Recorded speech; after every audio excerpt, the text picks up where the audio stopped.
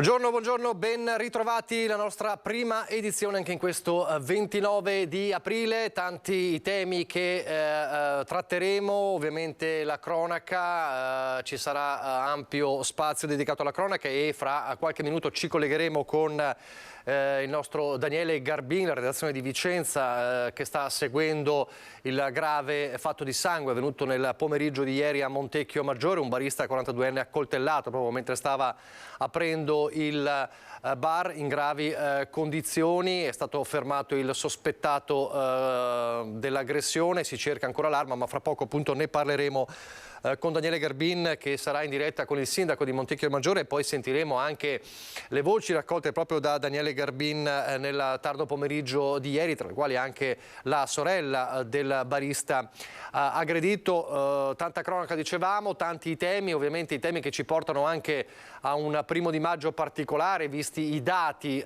che abbiamo raccontato già ieri della mancanza di lavoratori, il deficit occupazionale davvero ampio in Veneto, ma torniamo in apertura a parlare delle misure anti-Covid che vengono allentate perché proprio dal 1° di maggio cade l'obbligo di mascherina negli spazi comuni degli ospedali, ma ci sarà massima discrezionalità a direttori sanitari, pediatri e medici di base. Ieri l'ordinanza del ministro Schillaci, allora ripartiamo proprio da qui.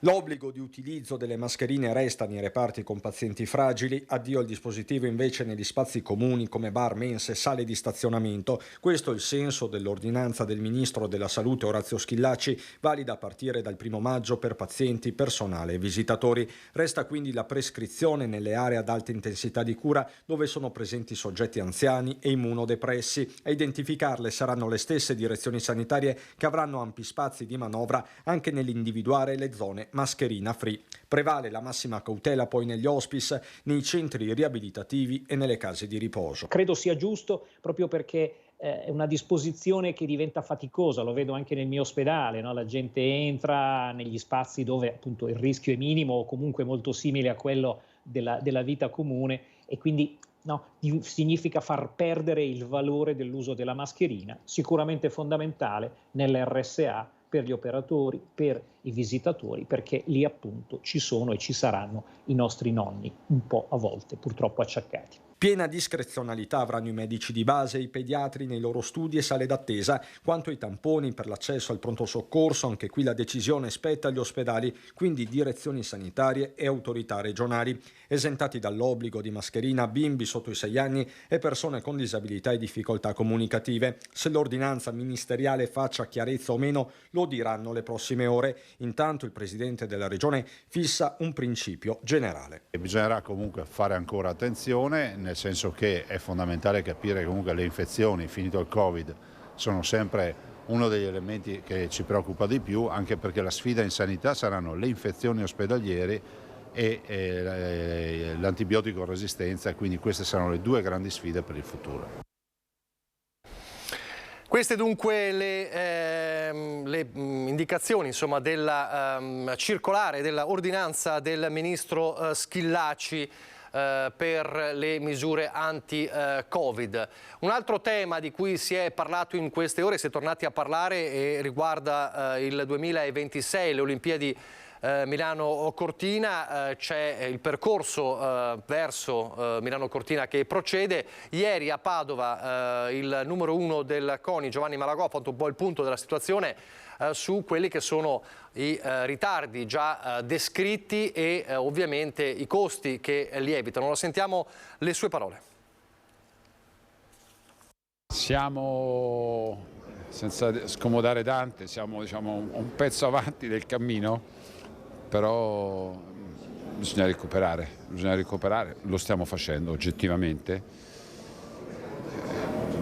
Non sarebbe serio non dire che insomma, rispetto alla tabella sono stati accumulati dei ritardi, senza dire perché, per come, perché lascia il tempo che trova, ma nella migliore tradizione italica. Quello che è sicuro è che non solo c'è l'intendimento, la volontà, direi anche la garanzia di fare tutto in tempo e per bene, però oggettivamente insomma, c'è da correre. Se dovessi dire Le cose che maggiormente sono di riflessione più che di preoccupazione sono quelle cose che hanno a che fare diciamo, col mattone, col cespite, con l'immobile, con l'impianto sportivo. Ma questo non perché debba pensare qualcosa di negativo o quantomeno di non positivo, perché noi del comitato della Fondazione ci dobbiamo occupare dell'organizzazione dell'evento e però oggettivamente noi non ci possiamo e non ci dobbiamo occupare e quindi diciamo, la partita è nelle mani, nella testa, nei tavoli di altri soggetti. Noi dobbiamo personalizzarli gli impianti, dobbiamo allestirli, dobbiamo organizzarli appunto, dobbiamo creare i servizi, dobbiamo rispettare tutto quello che sono le norme del contratto, per cui qui sono due binari paralleli, peraltro la fondazione è privata e la struttura è pubblica, però stiamo lavorando fianco a fianco e su questo devo essere sincero, è stato decisivo il fatto che il governo è sceso in campo in prima persona pesantemente con la cabina di regia. Noi come fondazione, l'amministratore delegato l'altro giorno è stato molto chiaro, molto esplicito dicendo che dovremo compensare tutto questo ovviamente riducendo noi i costi di gestione interni a fronte di quello che sono le dinamiche anche sugli eventuali ricavi che ci potranno essere. Lo stesso discorso non è possibile farlo, ma però qui non è il mio mestiere, è di qualcun altro, è che se c'è diciamo, un'opera, un cantiere, un budget, un preventivo e ci sono dei costi che palesemente, d'altronde è un discorso che vale per tutto il mondo, aumentati, è necessario che qualcheduno sostenga o riveda diciamo, il supporto all'opera che peraltro nella stragrande maggioranza dei casi sono pubbliche e ci tengo a dire noi abbiamo vinto presentando un dossier il cui master plan delle opere era al 90% già esistente. Queste dunque le parole di Malagò ieri a Padova, il numero 1 del CONI. Il business delle Olimpiadi 2026 ovviamente fa gola alle associazioni mafiose e ovviamente il pericolo che ci sia nelle infiltrazioni esiste, è reale, c'è un monitoraggio evidentemente molto importante. Allora, le infiltrazioni mafiose in Veneto ci sono, ormai acclarato da tempo, ma secondo l'Associazione Libera il Veneto è sulla strada giusta nella lotta alla mafia. È il commento alla richiesta di 452 anni di carcere chiesta dei PM 2 giorni fa nel processo al clan dei Casalesi. La Cassazione ha già stabilito nel processo di rito abbreviato che ad Eraclea agiva un'associazione di stampo camorristico.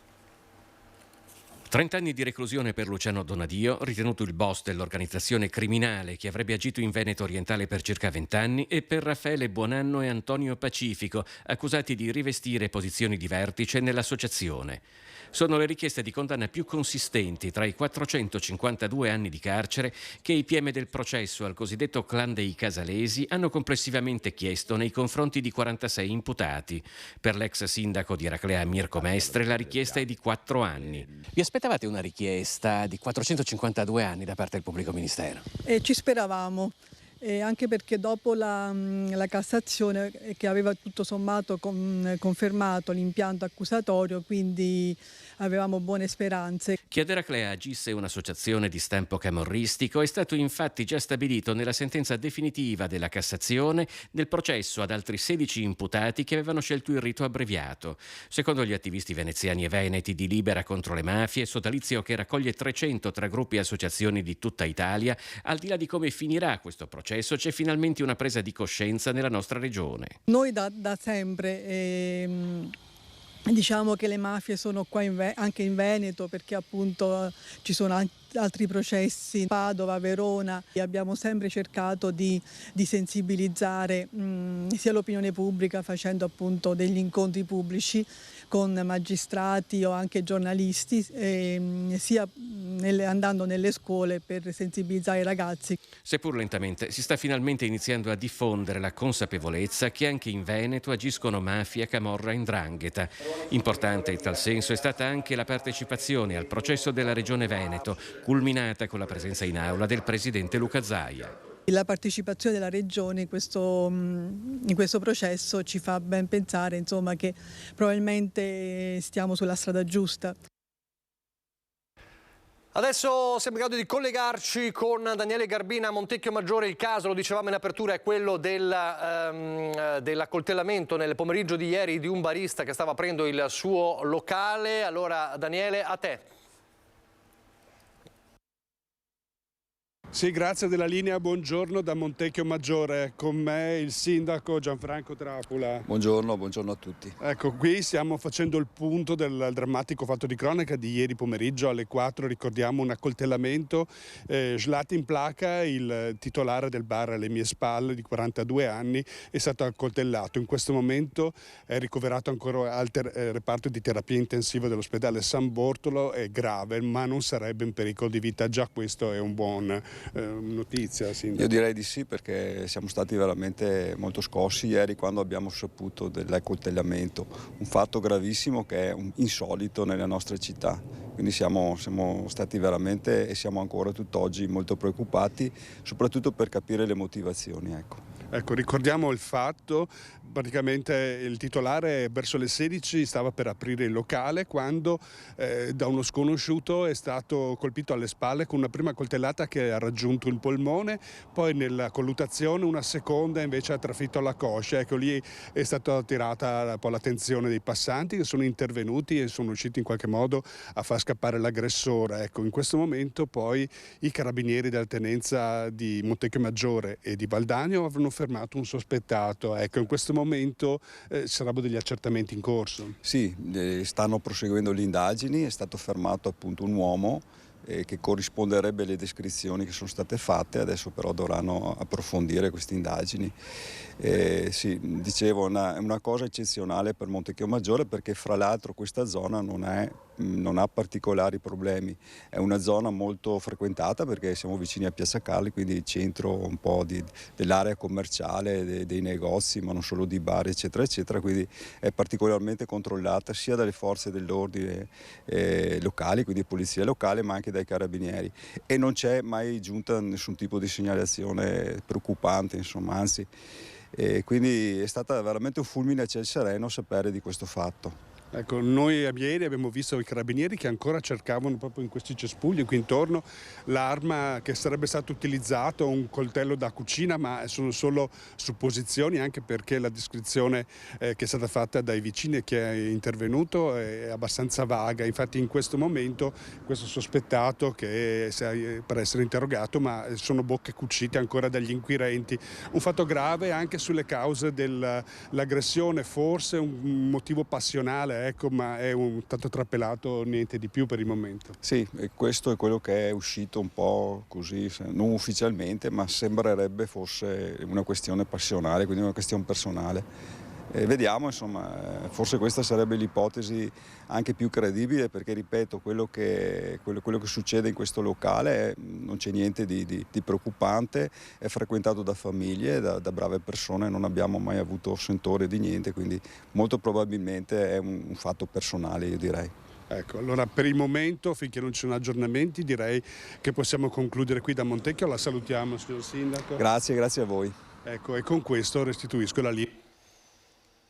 Grazie a Daniele Garbin. E allora proprio Daniele Garbin ieri pomeriggio, dicevamo, è andato sul posto ovviamente per raccogliere le prime voci, le prime testimonianze, tra queste anche la sorella del barista accoltellato. Sentiamo. Siete tra i familiari, conoscevate, posso chiedere una frase, quello che si sa, quello che si può dire adesso? Abbiamo scritto, però non possiamo vedere la faccia. Sì, al momento quello che si può dire. Perché non siamo gente che vogliamo. Non si può dire vedere. ancora niente. No. È una cosa del genere, non era mai successo. Adesso mai successo, adesso dobbiamo pensare al nostro fratello che si salva e questo è il nostro problema. Come sta? C'è il carabiniere che sa dire le cose. Come sta questo? Non sta bene, non sta, la critica la cosa e basta. Fatti del genere erano accaduti a una zona un po' pericolosa? Beh, qua a Montecchio no, assolutamente, cioè, tranquillo come zona, non è mai successo. Io non so niente, sono venuto per capire che hanno parlato di un accoltellamento, non lo so, ecco. E io sono preoccupato più che altro per il ragazzo che è un amico mio. Quando a volte passo di lì dico ciao, come stai, come sta tutta la tua famiglia, andavo lì, anche lui faceva musica apposta per noi e anche fa la festa morosi, San Valentino, venivano tutte le accogliere per lui. Però ecco, una cosa del genere. Mai visto. La prima volta ho preso paura. Questa zona qua è per me la prima volta. Zona tranquilla? Abbastanza, c'è sempre un movimento di ragazzi, però non so se chi fosse stata la persona che potesse avercela con lui, insomma, perché comunque è una bravissima persona. C'è il mio compagno, che lo conosce anche personalmente, ed è un bravo ragazzo. Cioè lui si deve fare anche per il paese e tutto quanto, quindi sono un po' sconvolta. E adesso invece restiamo nel Vicentino, torniamo a parlare della sparatoria di Fara Vicentino. Come sapete sono indagati il carabiniere che ha sparato per uccidere l'aggressore, il giovane marocchino, e anche l'agente di polizia locale è rimasto ferito e ancora in ospedale. Ci sono tanti punti interrogativi sulla sparatoria, filtrano delle ipotesi anche su dove vivesse il giovane marocchino, forse ospite di una famiglia a Villa Raspa di Colceresa. Vive proprio nella casa accanto. Qua gialla, loro stanno su quella in mezzo. Avrebbe vissuto qui Sofin Bobgara, il 29enne marocchino morto nella sparatoria di Fara Vicentino. Sarebbe stato ospite, almeno per un periodo, di una famiglia italiana di origine marocchina, residente da molti anni a Villa Raspa di Colceresa, in via Giovanni XXIII. Una finestra spalancata e dentro solo buio. Una casa, come racconta il vicino, frequentata spesso da diverse persone. Di solito ce n'erano 2 e il ragazzo. Ogni tanto veniva qualcuno, però non so se stava dentro o se poi se ne andava via, perché andavano via a lavorare tutte le mattine alle 7, li sentivo con la macchinetta e tornavano alle 5 di sera. Nessuna segnalazione di residenza e nessun domicilio nel comune di Colceresa. Sofin, secondo le ipotesi, sarebbe stato un cosiddetto cittadino fantasma. Fosse ospite saltuario di una famiglia nel nostro comune, però insomma so che stanno facendo le loro verifiche le forze dell'ordine. Comunque, in ogni caso, anche se fosse stato ospitato da questa famiglia, è una persona che a noi non ci sono mai state segnalazioni particolari di situazioni e soprattutto la famiglia in questione è una famiglia normalissima che anzi non ha mai arrecato problemi, almeno a conoscenza nostra, né al vicinato né al resto della cittadinanza, insomma. Morto lo scooterista che era ferito nell'incidente avvenuto 2 giorni fa in via Tommaseo a Padova, e l'automobilista trevigiano che ha provocato il tamponamento rischierà di essere indagato per omicidio stradale. La procura ha aperto un'inchiesta sulla morte del motociclista cingalese coinvolto giovedì scorso in un tamponamento in via Tommaseo all'incrocio con la rotatoria di viale Codalunga. Indagato per omicidio stradale l'autista della Dacia Sandero, un 61enne trevigiano. L'uomo, prima di colpire gli scooter, avrebbe avuto un malore. Su questo indaga la polizia locale. Lo straniero è deceduto dopo il ricovero in terapia intensiva, dove era arrivato in condizioni disperate. La vittima era in sella al suo scooter quando, insieme ad un altro motociclista, è stato violentemente tamponato da un'auto che arrivava da via Tommaseo. I 2 motociclisti, che si erano fermati in attesa di affrontare la rotatoria, sempre molto trafficata, sono stati sbalzati con violenza contro una Range Rover. Il 56enne cingalese ha avuto la peggio e ha riportato forti traumi. Il secondo motociclista, invece, ha riportato ferite più lievi. Un altro incidente è avvenuto invece questa mattina a Revine Lago intorno alle 10:30. Un motociclista a bordo di una moto da cross è uscito di strada autonomamente, a quanto pare in via degli Alpini, nel tratto sterrato. A dare l'allarme alcuni passanti. Sul posto è intervenuto l'elisoccorso. L'uomo si trova ricoverato con ferite di gravi entità. È successo alle 10:30 di questa mattina a Revine Lago nel Trevigiano. Restiamo a Padova. Finisce male un tentativo particolare di corruzione. Prima finge di aver dimenticato la patente a casa, poi cerca di corrompere gli agenti della polizia che lo avevano fermato per un controllo. Guai per uno straniero residente a Padova che nei giorni scorsi era stato fermato da una pattuglia della polizia di Rovigo per accertamenti. L'uomo, sprovvisto dei documenti di guida, ha abbozzato delle scuse pur di non vedersi contestata una multa. Vista la poca presa sugli agenti, ha cercato di convincerli offrendo loro 2 banconote da 50 euro, aggiungendo anche «prendetevi un caffè». Gli agenti hanno chiaramente rifiutato e l'uomo ha lanciato i soldi sul cruscotto della volante. È stato quindi arrestato per istigazione alla corruzione e posto agli arresti domiciliari. Torneremo alla cronaca fra poco. Abbiamo parlato in apertura dell'allentamento ulteriore delle misure anti-Covid a partire da lunedì, negli ospedali nelle RSA per un'emergenza che ormai si conclude. L'emergenza in atto è quella della siccità. C'è l'ordinanza regionale, ma i comuni possono ovviamente attuare delle ordinanze specifiche per combattere gli sprechi. Lo hanno fatto 6 amministrazioni della Marca trevigiana. Quella che fino a qualche tempo fa veniva chiamata emergenza ormai è un dato di fatto. Il perdurare della siccità preoccupa cittadini e sindaci. Nemmeno le piogge dei giorni scorsi bastano a rimediare alla mancanza di precipitazioni che hanno caratterizzato la stagione invernale in pianura come in montagna. E se a livello nazionale è stata istituita una cabina di regia per la crisi idrica, a livello regionale il Veneto ha emanato uno specifico provvedimento. Ora anche i comuni corrono ai ripari. I primi cittadini di Breda di Piave, Carbonera, Maserata, Ponzano, Silea e Villorba hanno sottoscritto in accordo un'ordinanza congiunta contro gli sprechi. Nasce anche, dobbiamo riconoscerlo, dal Alto Trevigiano Servizi e Piave Servizi, che insieme hanno predisposto un documento che hanno girato a noi. Poi noi tra sindaci ci siamo parlati perché ci sembrava giusto, condividere un documento unico. Ci si appella al senso di responsabilità dei cittadini affinché usino correttamente l'acqua dell'acquedotto esclusivamente per usi alimentari o igienici, vietandone altri impieghi. Quindi il lavaggio delle auto, quindi il lavaggio di piazzali. Certo, non è vietata l'irrigazione di orti o di piccole piantumazioni. Magari l'irrigazione del giardino, portiamo pazienza, le piscine, perché è un altro tema importante.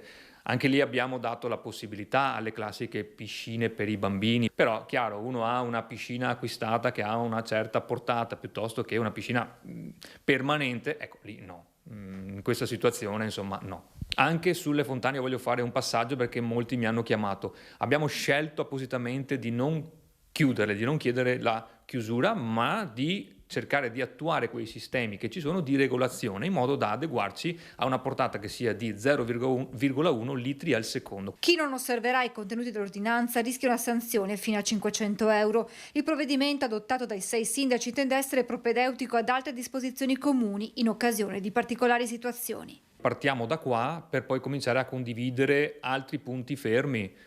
Diciamo che ci siamo trovati tutti quanti nel periodo invernale con il problema delle PM10, quindi delle polveri sottili, che hanno messo in discussione e anche fatto bloccare in alcune altre realtà i cosiddetti panevin, ok? Da lì noi vorremmo partire per trovarci già da ottobre a condividere delle regole comuni.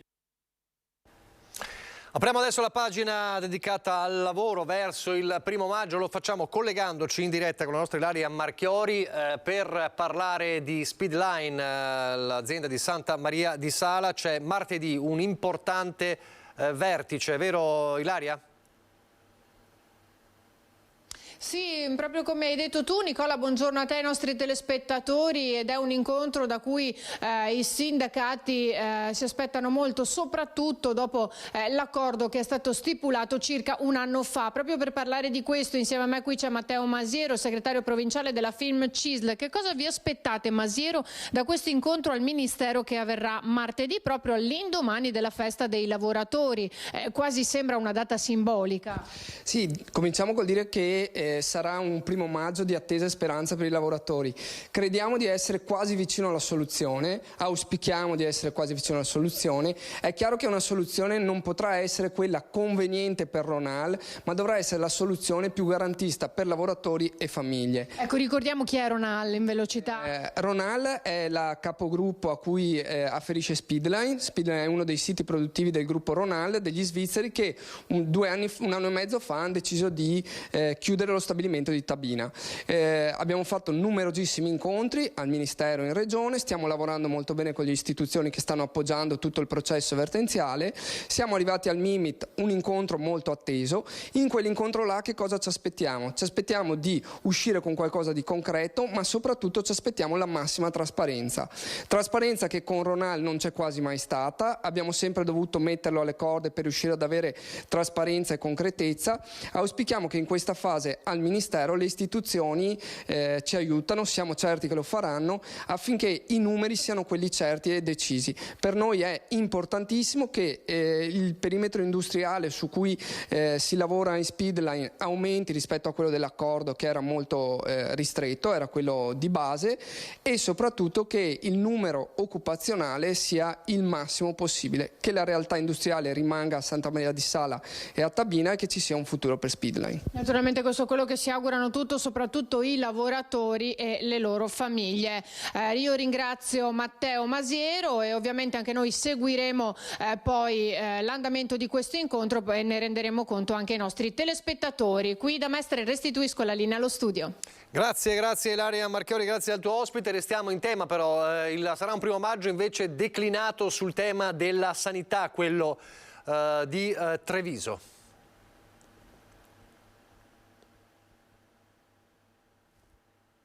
Primo maggio 2021 i sindacati decidono di celebrare la festa dei lavoratori davanti al Cafoncello per ringraziare gli operatori della sanità impegnati nella lotta al Covid.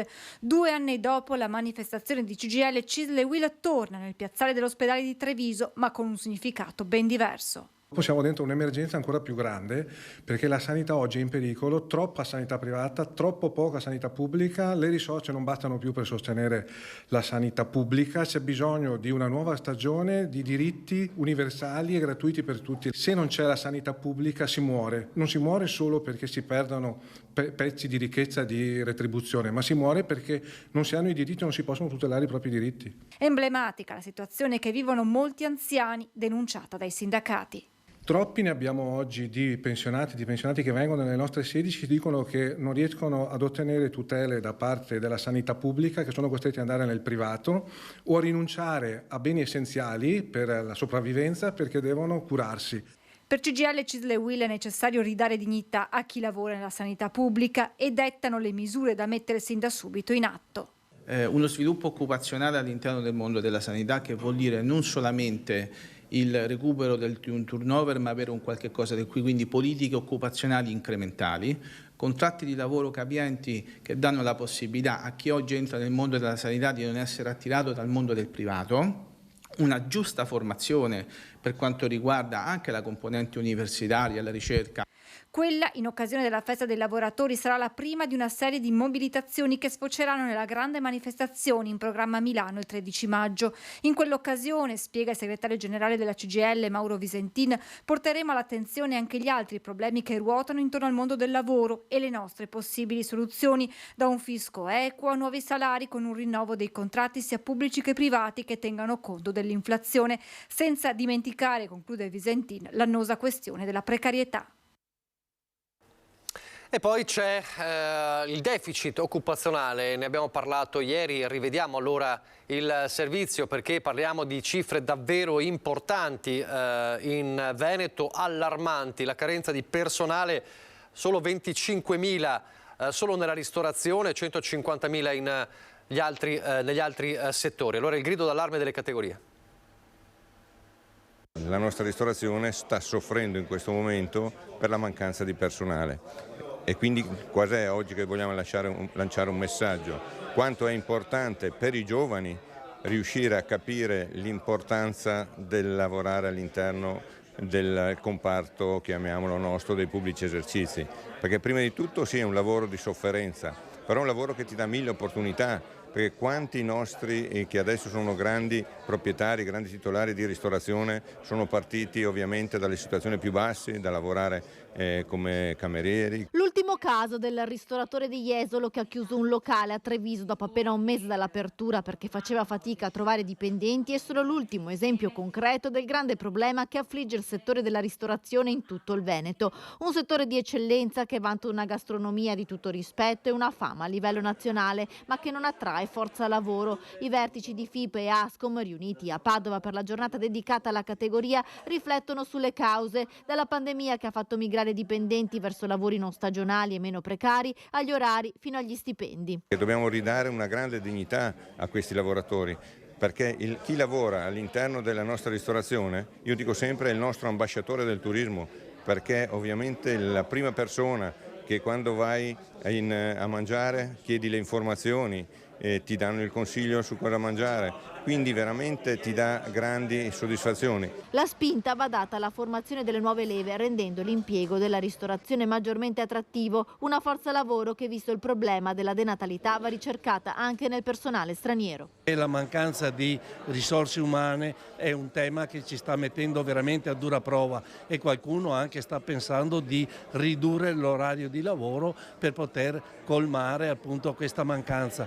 Noi dobbiamo assolutamente spingere anche la politica a fare dei ragionamenti completamente diversi. Oggi i tempi sono cambiati, la denatalità è qualcosa di concreto, c'è e non ci ha fatto niente per svilupparla e quindi dobbiamo attrezzarci, perché sennò i prossimi anni avremo una carenza di forza lavoro che sarà impressionante. L'altra faccia della medaglia è il pienone di turisti e di prenotazioni per questo ponte del 1° maggio. A Padova le cifre sono importanti. Siamo contentissimi, è partito un po' lento il ponte del 25, ma si è completamente ripreso, quindi siamo molto contenti e anche per il 1° maggio direi che l'occupazione è ottima. C'è soddisfazione tra gli albergatori padovani per il weekend del 1° maggio. Le prenotazioni registrano il tutto esaurito, un crescendo da Pasqua fino ad oggi che ha visto sempre più turisti prenotare una stanza all'ombra del Santo. Merito anche del marketing del territorio che è stato fatto, non ultimo il riconoscimento dei cicli pittorici del Trecento come patrimonio UNESCO, che ha portato un valore in più per scoprire la città e il territorio che la circonda. Diciamo che è stata fatta un'ottima campagna pubblicitaria, Padova è ha cominciato finalmente a farsi conoscere non solo in Italia ma anche oltre, quindi all'estero. Chi viene torna perché scopre una città che non si aspettava, quindi con delle bellissime cose da visitare, la cultura, tutto il comparto dei colli, l'enogastronomia, quindi diciamo che le vie d'acqua, diciamo che non ci manca assolutamente niente, dobbiamo solo continuare a farla conoscere, a pubblicizzarla e ad attirare i turisti. Intanto sul fronte turismo a Venezia continua a far discutere l'aumento deciso dal Comune per quanto riguarda i giri in gondola, i prezzi che salgono anche di 10 euro tra i pope. La decisione non ha suscitato commenti unanimi, c'è chi è favorevole, chi invece ha manifestato decise perplessità. Sentiamo. Ma cosa ne pensano i gondolieri dell'aumento di 10 euro che la Giunta Comunale ha decretato per chi vuol fare a Venezia un giro in gondola? I prezzi, come è noto, saliranno per un tour della durata di mezz'ora a 90 euro durante il giorno, 110 euro la sera. Nemmeno tra i gondolieri evidentemente c'è una posizione unanime, ma come spiega Roberto Righetti Golia, portavoce dei gondolieri dello Stazio della Ferrovia, i prezzi erano fermi da molti anni, forse addirittura dall'introduzione dell'euro. E comunque la categoria vuole ribadire che la decisione non è stata dei gondolieri. In 26 anni di attività credo che sia la prima volta o la seconda al massimo che il prezzo della gondola cresce, perché 80 euro era fermo, se non sbaglio addirittura dall'introduzione dell'euro, quindi a quasi 20 anni fa. Era una cosa che bene o male ci aspettavamo, anche perché il turismo a Venezia, oltre a crescere, ha anche mandato su tantissimo il prezzo di tutti gli hotel di Venezia, che sono sempre più cari. Secondo i Pope, il prezzo di un giro in gondola è comunque in linea, se non addirittura più basso, rispetto alle attrazioni delle più importanti capitali europee. Facendo un giro per l'Europa, che uno vada a Londra, che uno vada a Vienna o che vada a Parigi, qualsiasi escursione, qualsiasi attrazione è sempre carissima. Mi pare che la ruota panoramica di Londra vogliono 50 euro a testa, viceversa con un giro in gondola 80 euro anche diviso 5 persone, sono poco più di 15 euro a testa, quindi è più che concorrenziale come prezzo. All'attacco per questa scelta della giunta comunale è partito invece il consigliere comunale della lista civica Terra e Acqua, Marco Gasparinetti. Che lo stesso assessore che ha approvato l'aumento delle tariffe per i gondolieri è quello che da 3 anni promette il bando per i posti auto al garage comunale e tutti aspettano quel bando, sono circa 2000 persone in attesa. Non ha trovato il tempo per far pubblicare il bando al garage comunale, ma ha trovato il tempo per premiare una categoria particolarmente vicina alla giunta in carica, accordando un aumento che poi, se ci fate caso, sono 110 euro a partire dalle 19, perché a Venezia la notte è lunga, la tariffa notturna scatta già alle 19. Adesso pochi istanti di pubblicità e poi di nuovo in diretta.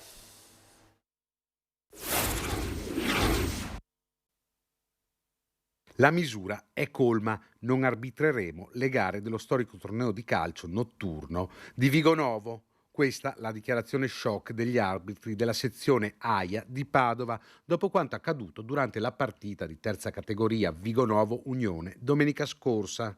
Un giocatore del Vigonovo ha preso a schiaffi l'arbitro dopo essere stato ammonito. Dura la sanzione nei confronti del calciatore, che è stato squalificato per 5 anni e la società multata. Un episodio che ha scatenato l'ira dell'Associazione Arbitri di Padova, che con un comunicato annuncia anche che la sezione padovana non fornirà più direttori di gara per le partite del Vigonovo Tombelle. Amareggiato il presidente nazionale del CONI, Giovanni Malagò. Inaccettabile quello che è successo nei confronti di alcuni arbitri, in particolare alcuni casi in situazioni di periferia con giovani arbitri che veramente hanno avuto dei seri problemi anche in termini fisici. Non posso capire che onestamente la soluzione è quella di non andare ad arbitrare una certa squadra o determinate partite, perché se non lo fanno loro chi lo fa? Cioè, di fatto uno viene autodelegittimato e questo in qualche modo è, se volete, dare soddisfazioni a quei soggetti che non solo come atteggiamento ma anche culturalmente pensano che possono fare come credono. Per il presidente veneto del Comitato Olimpico Nazionale Dino Ponchio bisogna tornare ai valori che lo sport propone, educando fin da piccoli gli atleti. Nel calcio, per fortuna, purtroppo, decidete voi, ci sono i tifosi. Se ci fossero sportivi solo invece che tifosi, forse andremmo bene, ma questo afferisce alla cultura sportiva del paese. Se non miglioriamo la cultura sportiva del paese, avremo questi episodi. E come la miglioriamo? Torniamo all'inizio, all'attività motoria nella scuola primaria, perché fare sport diventi uno stile di vita e non guardare la televisione o andare a battere le mani a urlare contro qualcuno negli stadi. Torniamo alla cronaca. La squadra mobile di Belluno ha eseguito un provvedimento di divieto di dimora nel territorio provinciale nei confronti di una donna di origine cinese che è dimorante a Milano, accusata di favoreggiamento e sfruttamento della prostituzione. La donna è indagata per aver partecipato alla direzione, alla gestione e amministrazione di una casa di prostituzione dietro il paravento di un centro massaggi. Nel locale erano impiegate 5 donne, tutte di origine cinese, residenti in diverse province italiane, che fornivano prestazioni sessuali a pagamento tra i 50 e i 100 euro. L'ipotesi di indagine ha avuto una prima conferma verso la fine di ottobre 2022, quando un cliente chiamò il 113 dicendo di essere ostaggio di 3 donne cinesi all'interno del centro a causa di una lite con loro sul prezzo per le prestazioni. All'arrivo della polizia le donne si erano date alla fuga. Il centro, come spesso accade in queste situazioni, si pubblicizzava in vari siti di incontri online e gli incontri venivano gestiti via telefono dalla donna, la maîtresse, che veniva a Belluno per lo più verso la fine del mese in concomitanza con l'avvicendamento delle donne. A febbraio è stata controllata la stazione di Belluno e trovata in possesso di quasi 7.000 euro in contanti. Ieri, nel corso della perquisizione al finto centro massaggi, è stata sequestrata la somma di 4.460 euro in contanti. Questa è l'operazione della polizia, della squadra mobile di Belluno in questo centro massaggi, questo finto centro massaggi, in realtà una vera e propria casa hard a Belluno. Adesso invece ci spostiamo a Padova. Il nostro Francesco Ratai ci racconta di una raccolta firme all'Arcella per riaprire il cavalcavia del Borgomagno. Francesco, a te. Buongiorno da Padova, siamo davanti alla sede del quartiere Arcella. Con me è Eleonora Mosco, consigliere comunale della Lega e capogruppo in Consiglio Comunale, e l'eurodeputata Paola Ghidoni. Perché siamo qua? Perché la Lega ha deciso di far partire una raccolta firme per la questione della chiusura del cavalcavia Borgomagno in direzione Padova-Arcella. Come sta andando la raccolta firme? Quali sono i vostri obiettivi? La raccolta firme è iniziata questa mattina, sta dando un ottimo riscontro, tantissimi sono i cittadini che oggi sono venuti sin dalle prime ore per sottoscrivere una raccolta firme che è una raccolta firme di buon senso.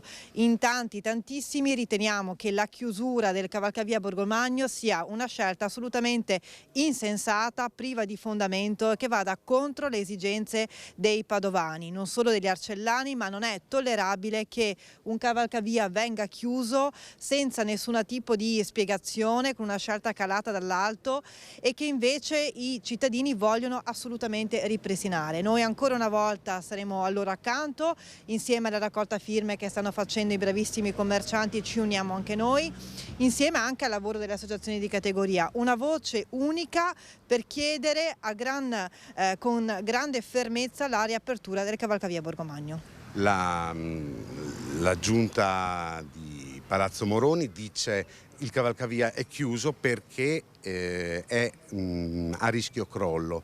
Voi non siete convinti di questa giustificazione? Guardi, noi abbiamo sentito fare tantissime promesse in campagna elettorale e dopo la campagna elettorale tantissime scuse per giustificare le mancate promesse.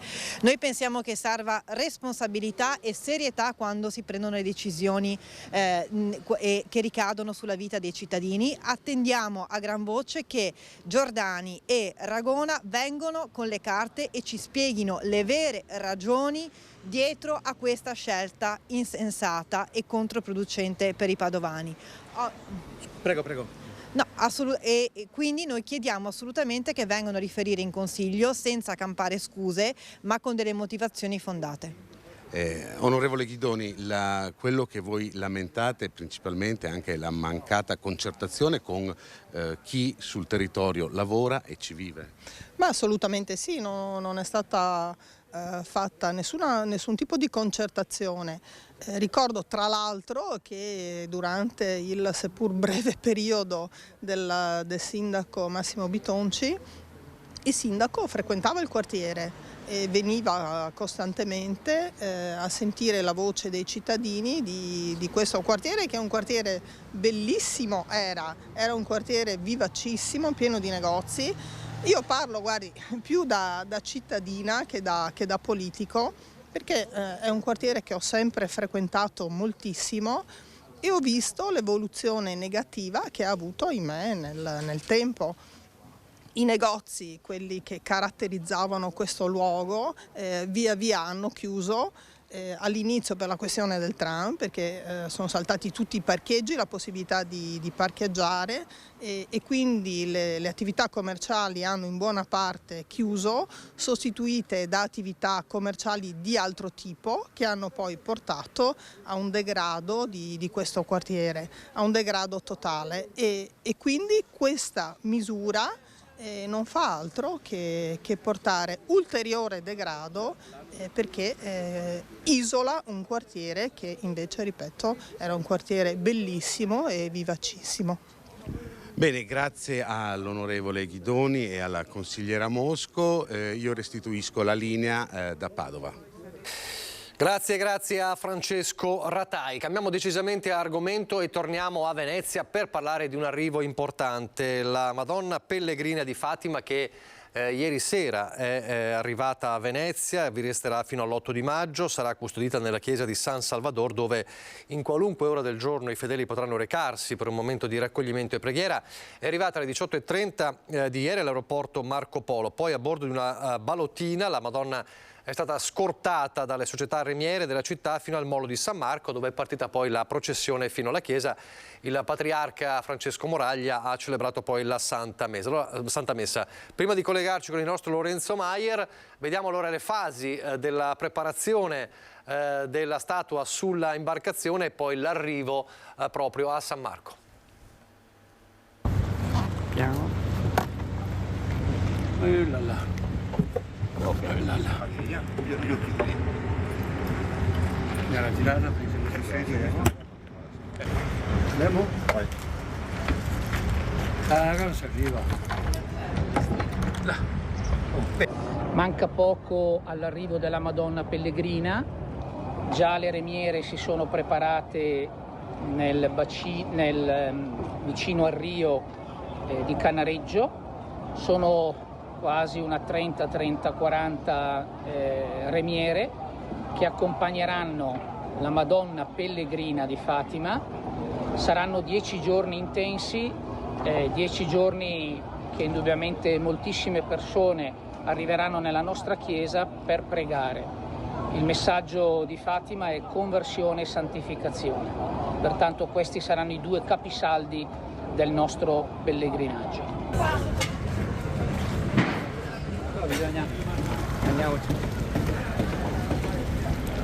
Andiamo lì. Dopo il ponte, per cortesia.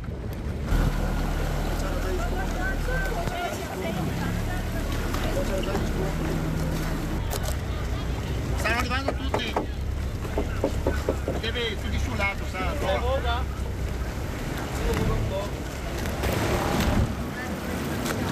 Vai così?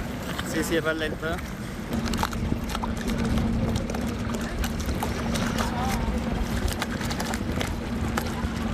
Ogni giorno ci sarà la preghiera del Rosario, il tempo delle confessioni, la Santa Messa, il tempo dell'adorazione eucaristica.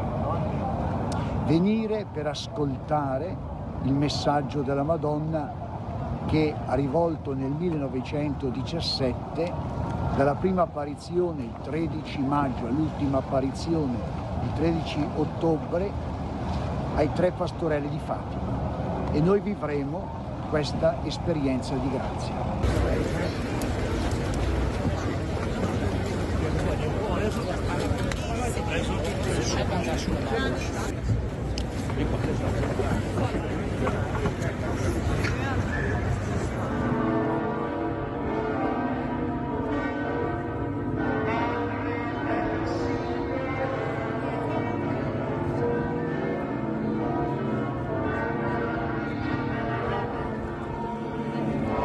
Frutto prima della redenzione.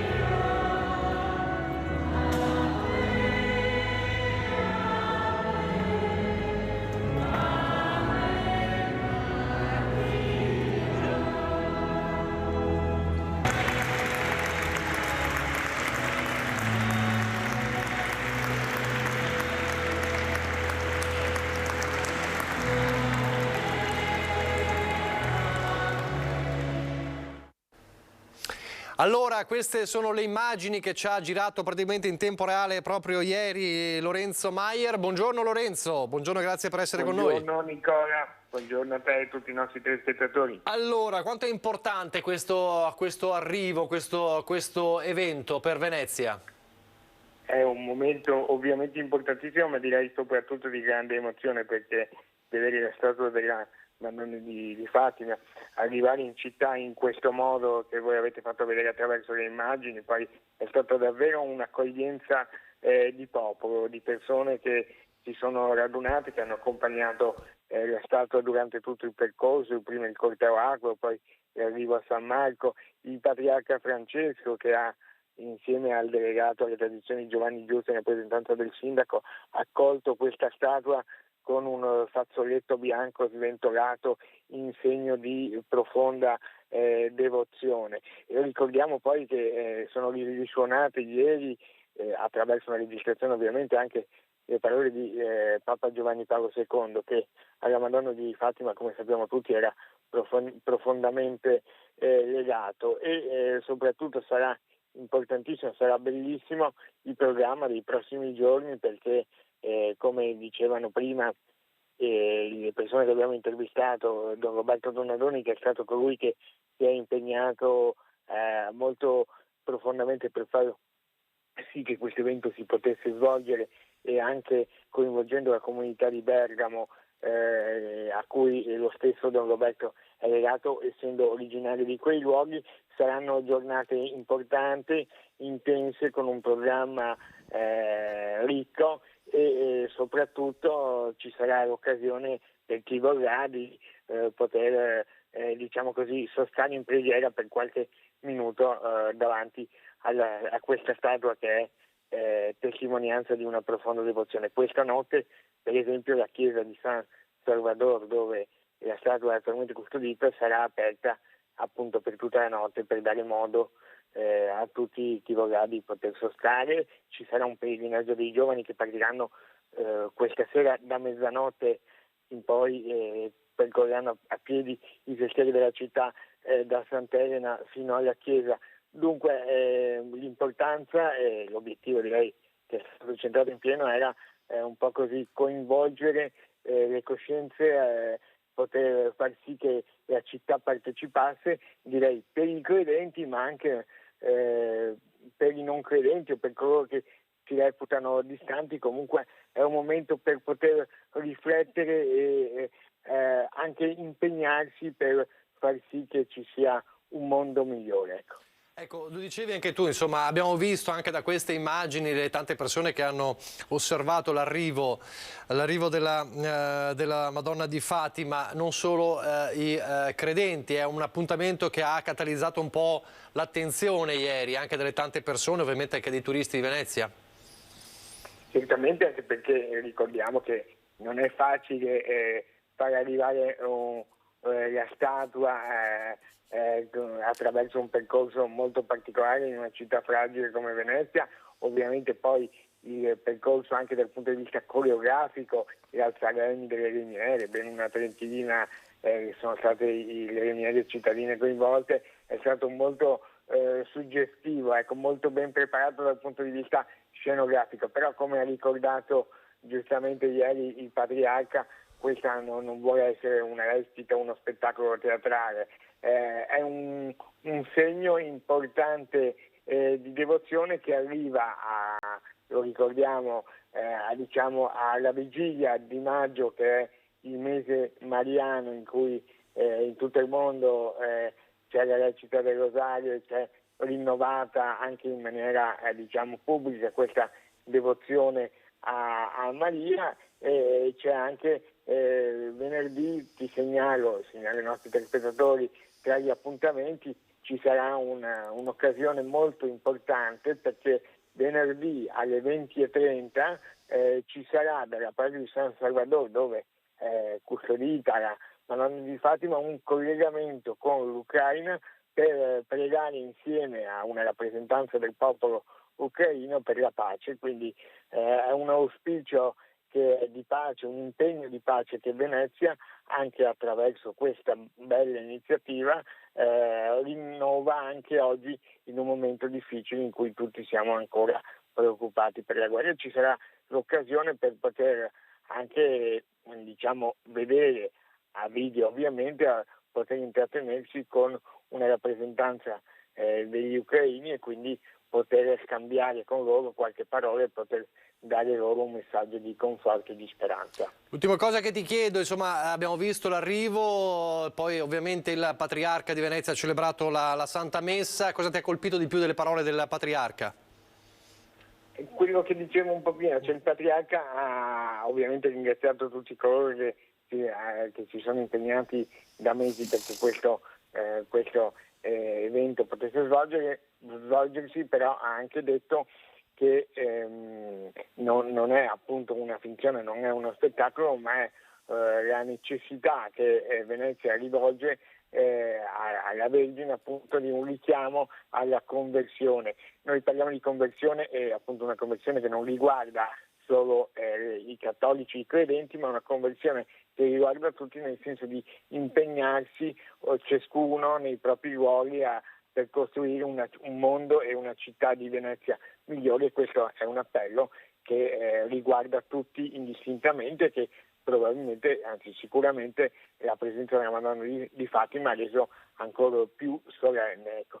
Segnalo per, diciamo così, par condicio che oggi a Venezia c'è una festa altrettanto bella, altrettanto importante per Santa Caterina da Siena. La Basilica dei Santi Giovanni e Paolo custodisce una reliquia della Santa Caterina, che pur non essendo mai stata a Venezia ha iniziato da castello la sua causa per la canonizzazione, e alle 18 i frati domenicani celebreranno una messa anche a suffragio di tutte le vittime del Covid e per tutto il personale sanitario, con una benedizione speciale per chi si è impegnato a fronteggiare la pandemia e per chi soprattutto ogni anno e in ogni momento, ogni giorno dell'anno si impegna per alleviare le sofferenze di chi ha più bisogno. Quindi 2 momenti importanti.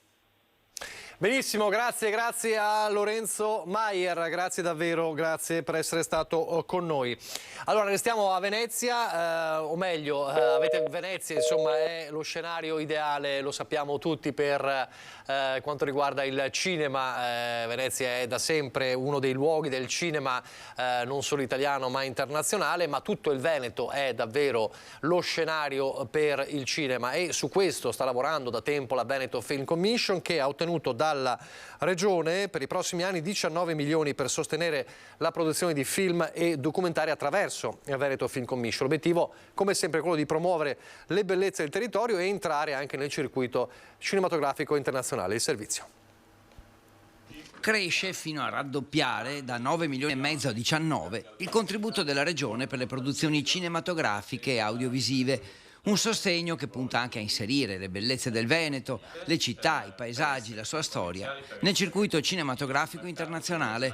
Per il solo 2023 sono pronti 2 bandi da 2 milioni e mezzo ciascuno, gestiti dalla Regione attraverso Veneto Film Commission, presieduta dal nostro direttore Luigi Bacialli. Con la nuova programmazione dei fondi strutturali destiniamo somme importanti a questo settore, parliamo di quasi 20 milioni di euro per la prossima programmazione fino al 2027, che andranno destinati anno per anno a questo mondo. Quest'anno si parte con 2 bandi a sportello, il primo che presentiamo oggi e il secondo che verrà fatto nella fase autunnale dell'anno, entrambi da 2,5 milioni di euro per un totale complessivo di 5 milioni di euro all'anno che noi destineremo appunto al settore del cinema. Un impegno consistente anche per dare un'immagine positiva della Regione e creare una ricaduta economica in tutti i settori, da quello del lavoro a quello del turismo. Nel periodo di gestione 2014-2020, con uno stanziamento di 9 milioni e mezzo, metà di quello previsto fino al 2027, sono state finanziate ben 49 produzioni,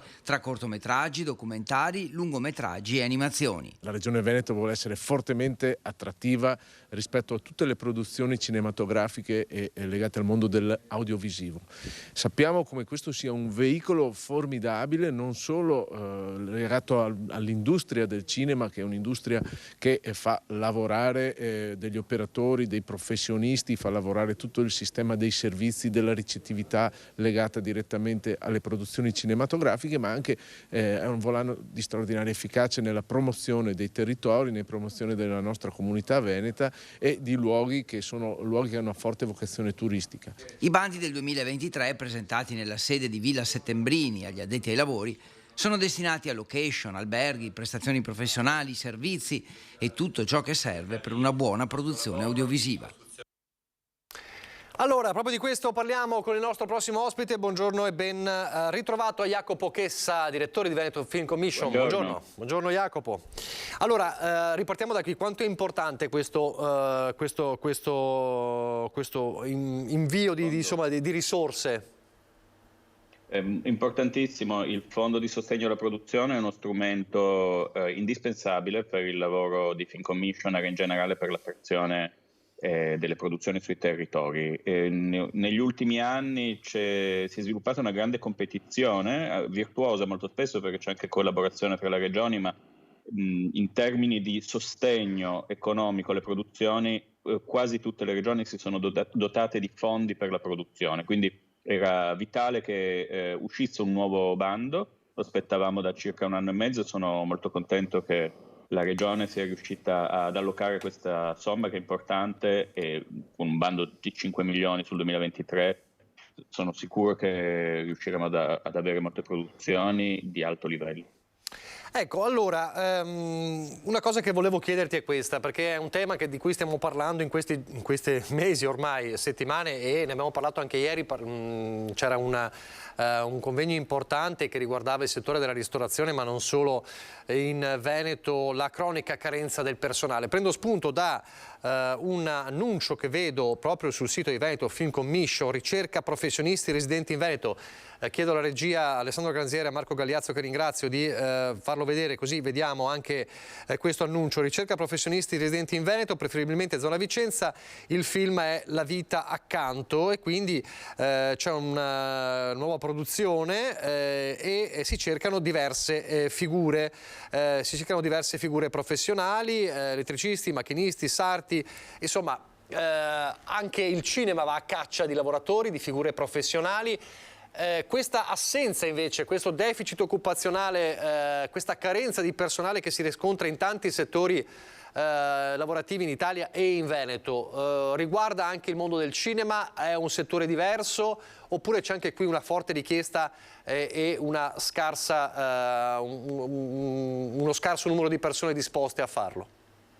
No, allora, in realtà c'è una grande richiesta, c'è una grande disponibilità anche a farlo. È ovvio che una regione come il Veneto attualmente non può competere con una regione, per esempio, come il Lazio, ma anche come la Puglia, in cui si riesce a coprire davvero tutta la filiera di produzione con professionalità sviluppata nel corso degli anni. Detto questo, ci sono tantissimi professionisti in Veneto che vogliono lavorare e che cerchiamo di inserire in produzioni. Nello specifico si parla del prossimo film di Marco Tullio Giordana, La vita accanto, che sarà girato in gran parte a Vicenza. Specifico che il bando di produzione di cui si parlava prima scommette per scelta della regione proprio sulle professionalità, tant'è vero che è molto sbilanciato sul sostegno ai professionisti del residente in Veneto, per cui il fatto che ci sia questo annuncio è molto legato al fatto che il nostro bando preveda spese principalmente per professionisti. Perché ovviamente chi viene a produrre in Veneto ha bisogno di spese eleggibili e quindi cerca personale. Comunque la tua domanda è assolutamente pertinente. È vero che a volte si faticano a trovare specie dei ruoli che possono essere apparentemente secondari, perché per tanti motivi. Intanto perché a volte le produzioni, se ci sono produzioni che si accavallano, assorbono tanto personale, questa è una cosa che può succedere. E poi sì, in generale è una regione in cui ci sono tanti professionisti, ma appunto ci sono dei buchi in determinati settori. Però è una cosa su cui stiamo lavorando anche in collaborazione con le associazioni di categoria, con degli enti di formazione accreditati, proprio per dare anche della formazione. Penso tu citavi gli elettricisti, per esempio gli amministratori da set, sono tante figure su cui stiamo lavorando e su cui si aprono degli orizzonti a brevissimo termine. Ecco, i famosi ecoruoli, perché poi uno pensa al cinema e chiaramente i giovani, soprattutto chi vuole entrare in questo mondo, aspira magari ad essere un attore, regista, sceneggiatore, però ci sono tante figure, o direttore della fotografia, ma ci sono tante figure professionali molto importanti senza le quali un film non può essere realizzato, di cui c'è bisogno: elettricisti, sarti, chi si occupa del trucco, chi reperisce i costumi. Di questo c'è molto bisogno qui? Assolutamente, sì, assolutamente. Ce ne sono, ma mai abbastanza. Su questo assolutamente il nostro impegno è non solo lavorare perché si sviluppino queste figure, ma trovare modo perché vengano raggiunte dalla notizia della ricerca di queste determinate figure, di questi determinati ruoli dalle produzioni in anticipo, per tempo, ed è ciò che per esempio abbiamo fatto con Giordana. Adesso era su questo film di Giordana, stiamo lavorando da un po' anche sul casting. Adesso il casting è un po' un discorso diverso, perché poi si parla di ruoli secondari e figurazioni, però sono tutti aspetti che vanno a comporre la produzione, una produzione che ovviamente è di un autore, quindi è molto esigente, però con cui come dire, il circuito virtuoso è iniziare a lavorarci per tempo, il più possibile a stretto contatto con la produzione, con i territori. Per esempio con il Comune di Vicenza stiamo facendo un bel lavoro perché sono stati disponibilissimi. Il Comune è recentissimamente entrato come socio sostenitore della Fondazione Veneto Film Commission, ha messo a disposizione una funzionaria bravissima che aiuta tantissimo la produzione, per cui è un po' questo il circuito virtuoso: territorio, produzione, soggetto regionale, che nello specifico siamo noi. Ecco, leggo proprio la frase che c'è sul sito: si cercano le seguenti figure professionali, è necessaria la residenza in Veneto. Da quello che dicevi tu, insomma, è anche questo legame importante col territorio per figure professionali. Quindi importante la formazione anche di queste figure professionali, perché devono essere formati, ovviamente, soprattutto produzioni, come dici tu, di un certo livello, come quello di Marco Tullio Giordana, necessitano di persone che sappiano fare bene il loro mestiere. Assolutamente. Ma adesso Giordana poi ovviamente anche sulla parte di casting molto esigente, fa un lavoro autoriale, non è un film TV qualunque, ovviamente è un film sul quale puntiamo, sul quale a noi interessa sia riprendo le parole dell'assessore, sia il prodotto che sia promozionale del territorio, sia anche quello che ci può portare in un festival importante. Ovviamente Venezia in primis, ma Cannes, adesso andiamo a Cannes come Veneto Film Commission, per esempio lì ci sono 2 film parzialmente veneti, però uno per esempio sul quale sono molto contento, siamo intervenuti con Location Scout e abbiamo assistito, che è uno dei 2 film di Wenders. Wenders è presente con 2 film a Cannes. Poi c'è un cortometraggio di un autore veneto molto bravo, Francesco Sozzai, che è selezionato in concorso alla Kensen Realisateur. Quindi insomma c'è un po' di Veneto anche a Cannes. Ecco, questo è importante. Spero di non averti bruciato la prossima domanda. Che volevo chiederti proprio questo, ma non importa. Allora, il Veneto Film Commission è il Veneto presente a Cannes, insomma, con Wenders e questo giovane autore. Cosa ci puoi dire in più della produzione di Giordana, allora, di La vita accanto? No, ti posso dire che le riprese saranno a giugno, insomma, quest'estate, e è tratto da un romanzo. Guarda, non ho moltissimi dettagli e soprattutto non è che possa rivelare più di tanto. Un po' se ne è parlato, Giordano è stato ampiamente intervistato perché è venuto qui in Veneto con uno spettacolo teatrale, quindi in realtà un pochino se ne è parlato. Ed è uno dei 2 film della produzione Cava, che è la produzione fondata tra gli altri da Marco Bellocchio, che vedranno il Veneto protagonista, perché l'altro film, di cui si è iniziato a fare anche il casting, che stiamo seguendo per lo scouting delle location, è quello di Gianni Amelio, che invece verrà girato nella seconda metà dell'anno. Quindi per cui, insomma, anche il cinema autoriale, come dire, e può essere anche estremamente promozionale e soprattutto portarci in contesti che sono di rilievo internazionale, come festival di classe A che citavo prima. Benissimo, quindi inizio giugno, più o meno l'inizio delle riprese di La vita accanto a Vicenza. Cinema autoriale, io sono un appassionato di cinema di genere. Sul cinema di genere come siamo? Adesso inizia una commedia di 2 popolari comici televisivi, Pio e Amedeo. Abbiamo l'8 maggio l'inizio delle riprese tra Treviso e Susegana, comunque tutto in provincia di Treviso. È una produzione Fremantle, quindi insomma una grande produzione, e direi che sul fronte commedia puoi ritenerti soddisfatto. Adesso non so quale sia il tuo genere favorito. L'horror, io sono un appassionato.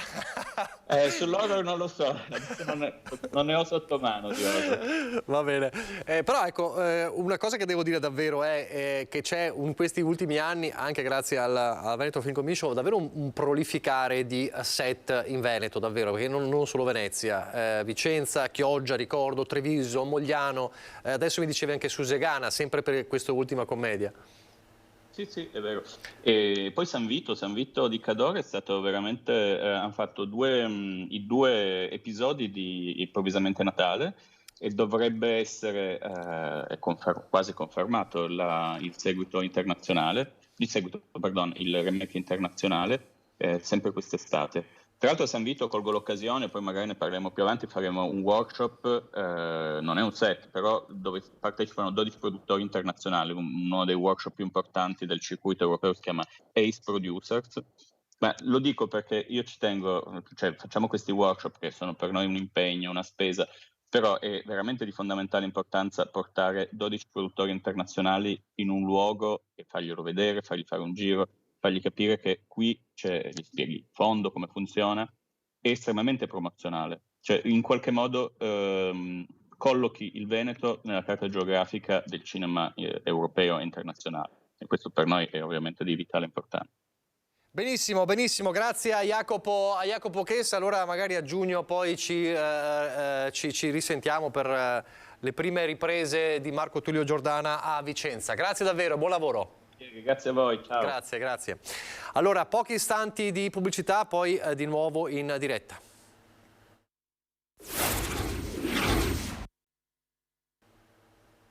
Rieccoci in diretta con la nostra prima edizione. Fra poco sentiremo le parole del governatore Luca Zaia su alcuni temi. Abbiamo aperto, tornando a parlare del fine dell'allentamento delle misure anti-Covid. Nel frattempo c'è un alert sanitario che riguarda la scarlattina. In 3 mesi già 1166 casi in Veneto, 10 volte l'intero 2022 diagnosticati appunto in Veneto questi casi di scarlattina. È ovviamente una situazione da monitorare. Allora, dicevamo, il nostro Lucio Zanato ha raccolto alcune dichiarazioni del presidente del Veneto Luca Zaia, che era questa mattina a Pederobba a inaugurare il nuovo municipio. Ha parlato di Pedemontana aggiornando il cronoprogramma, ma è tornato a parlare anche di lavoro di 1° maggio e anche di fine vita. Sentiamolo. Dopodomani è il 1° maggio, lei ha lanciato un messaggio a tutti i veneti e non solo. Beh sì, noi lo commemoriamo, lo celebriamo, lo festeggiamo questo 1° maggio, però io dico che una partita che è strategica, oltre a quella delle morti sul lavoro, che sono assolutamente quello che per noi deve essere l'obiettivo massimo di azzerarle, di riuscire a diminuirle portandole a zero. L'altro ovviamente obiettivo è quello della parità di genere. A parità di professionalità, ancora oggi è inutile che ci nascondiamo dietro il dito, le donne vengono pagate di meno, hanno meno opportunità di lavorare e su questo fronte c'è ancora molto da fare, nonostante ci riteniamo civili. E purtroppo non si parla mai dei giovani, si parla pochissimo dei giovani, quando si parla dei giovani si parla male dei giovani. I giovani di oggi sono meglio dei giovani che eravamo noi ieri, dobbiamo mettercelo in testa. Entro l'estate 2023 l'apertura degli ultimi 12 chilometri, poi ci resta il casello di Montecchio, cioè l'innesto sulla 4, che non lo stiamo realizzando noi, ma lo sta realizzando la società autostradale della 4, la Brescia-Padova, e per cui loro ci danno un termine che è quello di settembre-ottobre. Io direi che entro il 2023 comunque si chiude tutta questa partita. Peraltro voglio anche dire, lo vedete da soli, c'è un incremento del traffico e questo va sottolineato. Del resto si risparmia metà tempo rispetto alle percorrenze di prima.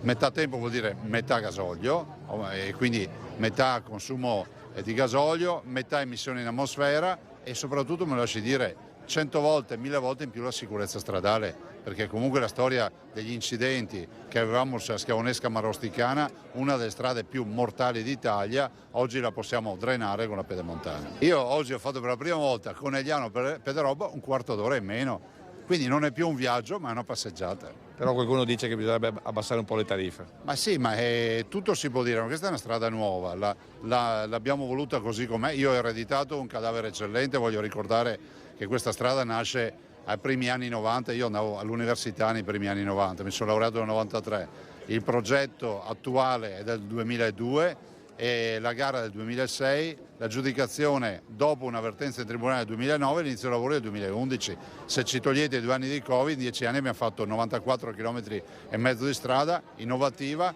e soprattutto riusciremo a lavorare sul costo dei pedaggi nel momento in cui raggiungeremo la totale apertura dell'infrastruttura e vedremo quale sarà il traffico. L'altro tema invece è il fine vita. L'organizzazione Luca Coscioni dice se la Regione Veneto, chi può farlo, legiferasse, sarebbe la prima in Italia e aprirebbe un fronte su un tema veramente scottante e delicato che tra l'altro lei ha anche toccato nel suo libro. Sì, si conoscono le mie idee sul fine vita. La politica deve garantire le libertà e non limitare le libertà. Questo è il mood. Dopodiché il Consiglio è sovrano, il Consiglio so che sta affrontando questa proposta. Io penso che comunque il Paese, i cittadini sono pronti per affrontare questo tema. Lo dobbiamo fare con rispetto, delicatezza, sapendo che non tutti la pensano nella stessa maniera, ma è pur vero che le libertà, tutelandole fino in fondo, vanno garantite. Dopodiché il Paese, lo Stato, le istituzioni devono essere a fianco al malato grave, garantendo sostegno sanitario, sostegno economico, sostegno psicologico, garantendo che non ci sia nessuno che voglia sbarazzarsi del familiare magari in difficoltà. Questo è il nostro compito. Dopodiché la scelta finale è sempre in capo a chi subisce ovviamente una malattia grave e non vede più risultato. Il resto si è espressa anche la Corte Costituzionale nel 2019 parlando appunto del fine vita e non ultimo il Papa una decina di giorni fa. Così Zaia stamattina, restiamo però nel Trevigiano per parlare di tutt'altro, parliamo della Donata Nazionale degli Alpini il 14 di maggio, abbiamo visto e sentito il programma ufficiale a Udine e poi ci sono ovviamente le penne nere delle varie sezioni, delle varie province che si stanno preparando, tra queste ovviamente nutrita la partecipazione delle penne nere trevigiane in 10.000 che 10.000 partiranno per Udine nei giorni della Donata. Saranno quasi 10.000 gli alpini che dalla provincia di Treviso partiranno per la 94esima Donata Nazionale in programma dall'11 al 14 maggio a Udine, dove sono attese per la sfilata 90.000 penne nere da tutta Italia. Gli 89 gruppi della sezione di Treviso, che da sola come città conta 10.000 iscritti, si stanno già organizzando da mesi. Sarà una grande festa allargata a familiari e amici. C'è chi si muove singolarmente, chi arriva organizzando degli accampamenti per il gruppo o per i raggruppamenti, cioè un insieme di più gruppi. Chiaramente è tutto coordinato dal comitato organizzatore della Donata. Ci saranno una serie di aree attrezzate con servizi igienici e illuminazione. Ognuna ospiterà al massimo 400 persone in un raggio di 15 km dal centro di Udine. Poi sono previsti degli alloggi collettivi e anche delle aree camper diciamo nel centro urbano, chiaramente tutto coordinato da chi sta organizzando. Questa è la prima Donata veramente senza alcuna limitazione Covid. Lo scorso anno a Rimini, nonostante alcune limitazioni che sappiamo, la sezione di Treviso ha presenziato con circa 1.500 persone alpini. Quest'anno io penso che supereremo quella cifra di gran lunga. Le adunate sono anche l'occasione per farsi conoscere e spingere sul reclutamento per garantire un ricambio generazionale difficile per tutti. Coinvolgere i giovani è una sfida. I giovani comunque partecipano e cerchiamo di renderli partecipi della nostra vita associativa in varie forme, per esempio le attività di volontariato o anche quelle di protezione civile. Quindi questo è un impegno che noi abbiamo e che ci siamo dati per anche garantire quello che noi chiamiamo il futuro associativo. Così le penne nere trevigiane, adesso a pochi istanti il meteo, la pubblicità e poi torneremo in diretta e apriremo la pagina politica.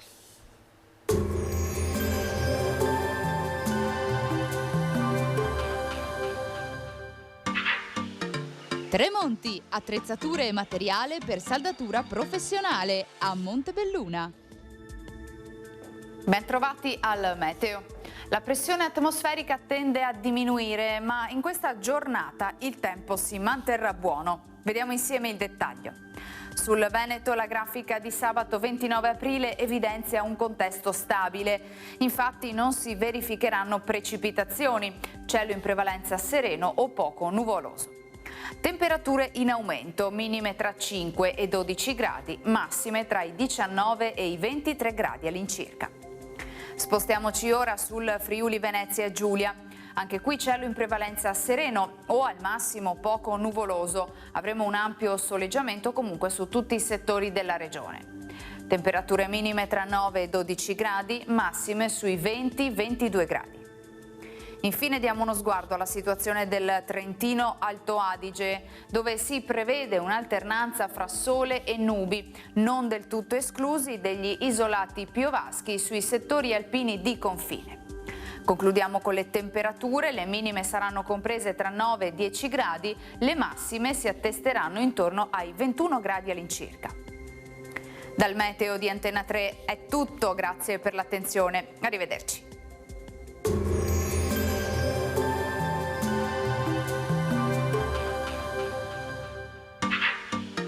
Tremonti, attrezzature e materiale per saldatura professionale a Montebelluna.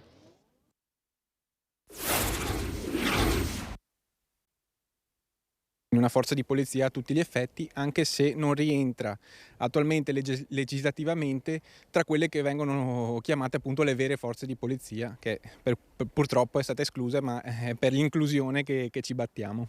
Si batte per l'inclusione e maggiori tutele il sindacato unitario di polizia locale, soprattutto dopo la sparatoria di Fara Vicentino, che ha visto ferire gravemente l'agente di polizia locale dell'Alto Vicentino, Alex Frusti. Con le tutele che sono differenti.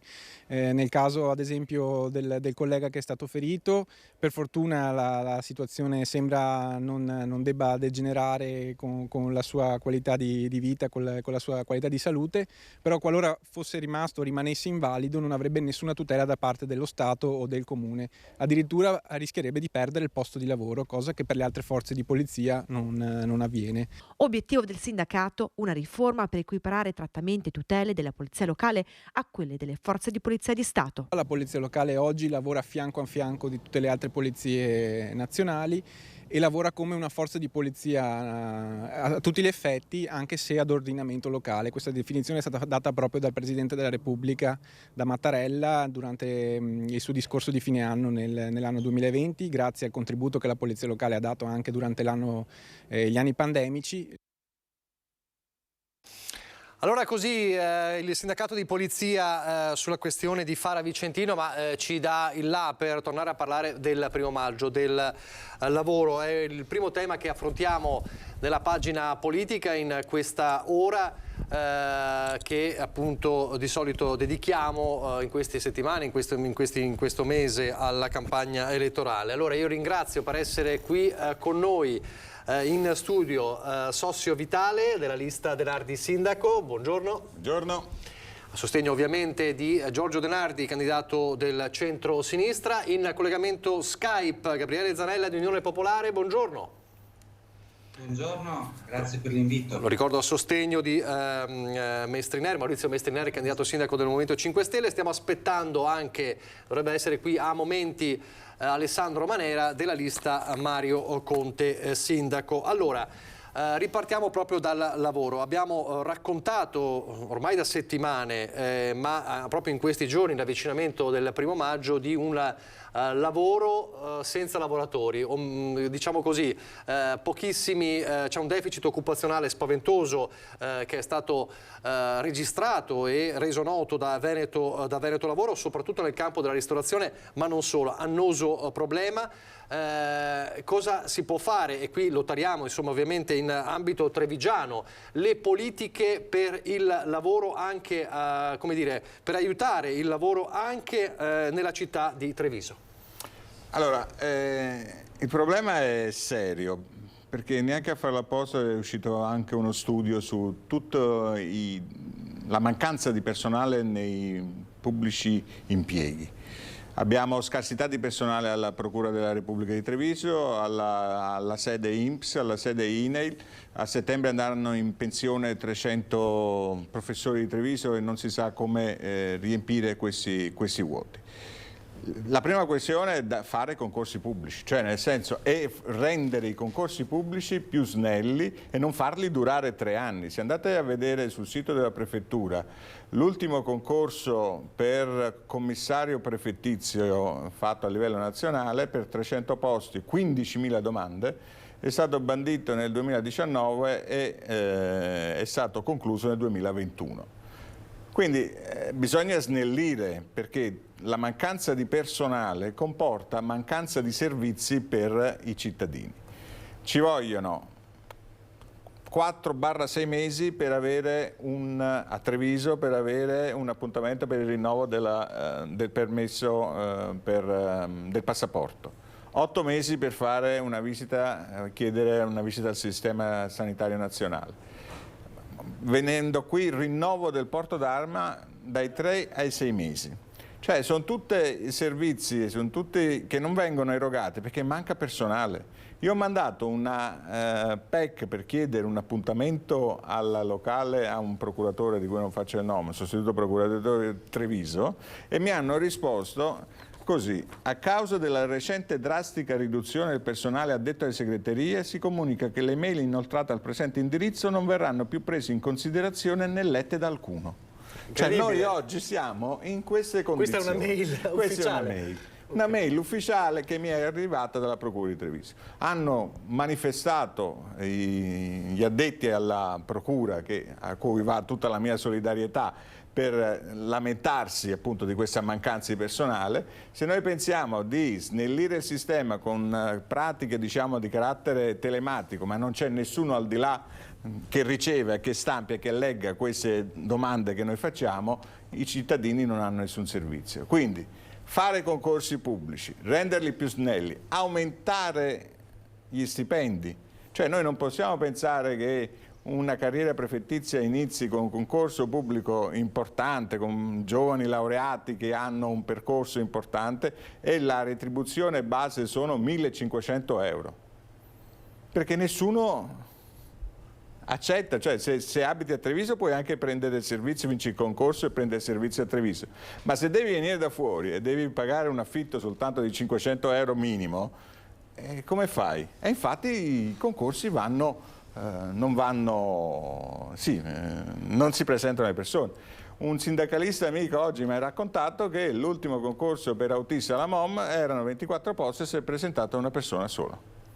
Cioè noi abbiamo in Italia, così come a Treviso, un grosso problema importante di retribuzione, e se no le persone fuggono. L'infermiera che a Treviso guadagna X, se va in Germania guadagna il doppio. Queste sono cose, sono dati reali. Oppure va nel privato. Oppure va nel privato, che è un altro di quei problemi di cui ci dovremmo tutti quanti preoccupare.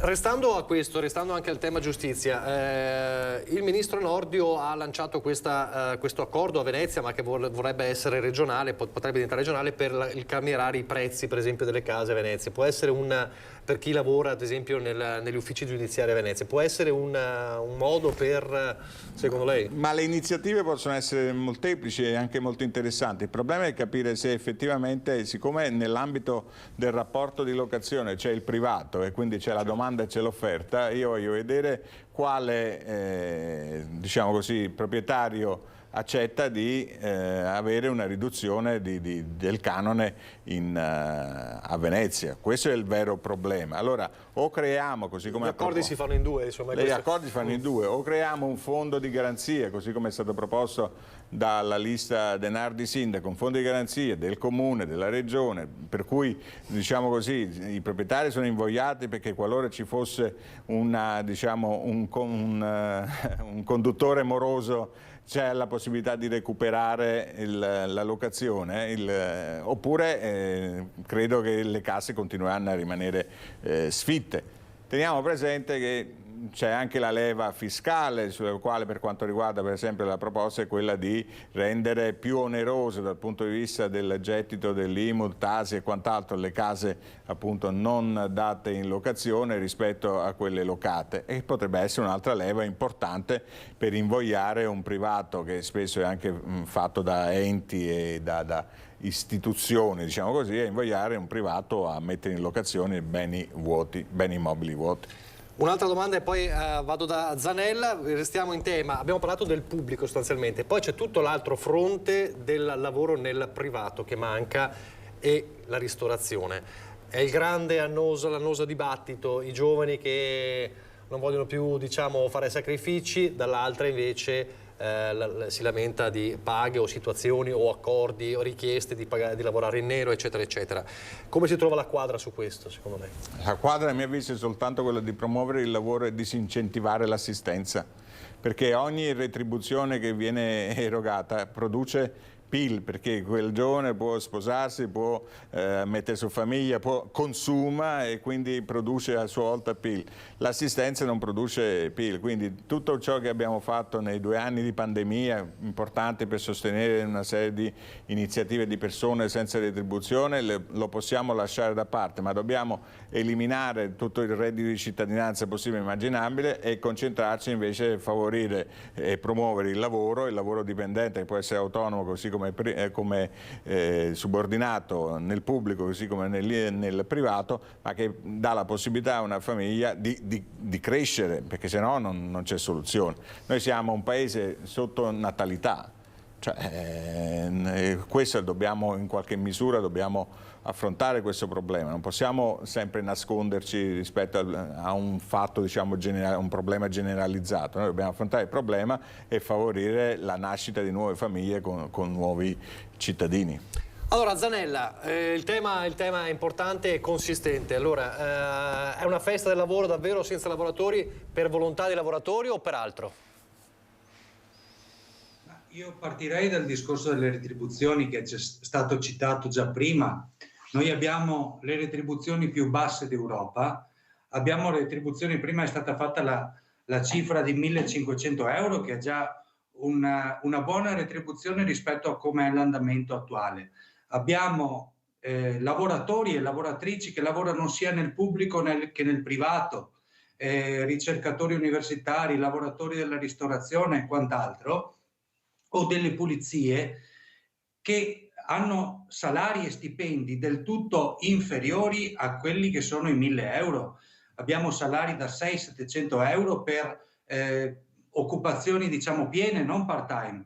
Allora quello che faremo come Unione Popolare in termini generali è partire dal 15 di maggio innanzitutto con una proposta di legge popolare perché sia introdotto anche in questo Paese, e è tra i pochi in Europa nei quali non c'è, il salario minimo per legge di 10 euro l'ora, perché è chiaro che se i lavoratori sono costretti e sono costantemente ricattati a dover accettare condizioni di lavoro di gran lunga inferiori a questo, che non consentono nemmeno, per dire, il viaggio, casa, lavoro e le bollette, è chiaro che sono su una posizione ricattabile, che noi non dobbiamo meravigliarci se molto spesso questi posti di lavoro vengono rifiutati. Noi vogliamo l'occupazione, la piena occupazione, la buona occupazione in termini di qualità e di salario, e poi l'occupazione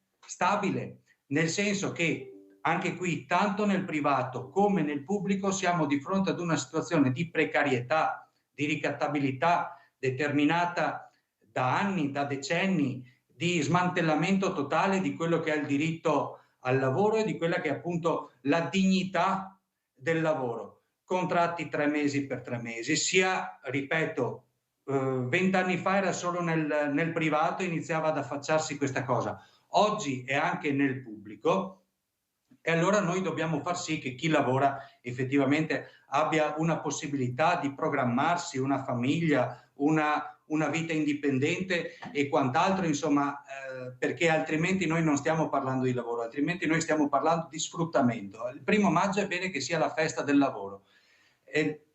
Sullo stesso terreno della ricattabilità, io voglio sottolineare una cosa, perché fra qualche ora noi saremo in piazza a Montebelluna a ricordare Mattia Battistetti, che è morto esattamente 2 anni fa oggi in cantiere. Il giorno 3 di maggio, mercoledì mattina, saremo in presidio fuori dall'udienza, sempre per Mattia Battistetti, presso il Tribunale di Treviso, e quando noi andiamo a parlare di morti sul lavoro e quando noi andiamo a parlare di questa strage di 4 persone al giorno in questo Paese, non possiamo pensare che sia derivata dalla fatalità. È molto spesso derivata da situazioni di totale ricatto del lavoratore, o perché il lavoratore è giovane e viene mantenuto precario, o perché il lavoratore è anziano e non viene mandato in pensione, o perché lo si spinge proprio per la precarietà a dover lavorare in ritmi e in condizioni proibitive. Noi non possiamo pensare che questa strage derivi dal nulla o dal caso o dalla fatalità. Qui la lotta per il diritto al lavoro e la lotta contro i morti sul lavoro è la stessa lotta. Quindi vi invito in piazza Montebelluna alle 17, partiremo da via Magellano per ricordare Mattia Battistetti e per dire che questa strage può finire. Sul lavoro cosa può fare il Comune? Che cosa può fare il Comune? Il Comune innanzitutto deve a nostro avviso far riferimento nell'occupazione che dà a dei contratti che non siano, e anche alle esternalizzazioni che purtroppo fa, noi ne siamo contrari, a delle aziende che abbiano una stabilità dal punto di vista delle assunzioni e delle modalità dignitose, delle condizioni dignitose sulle quali dar lavoro.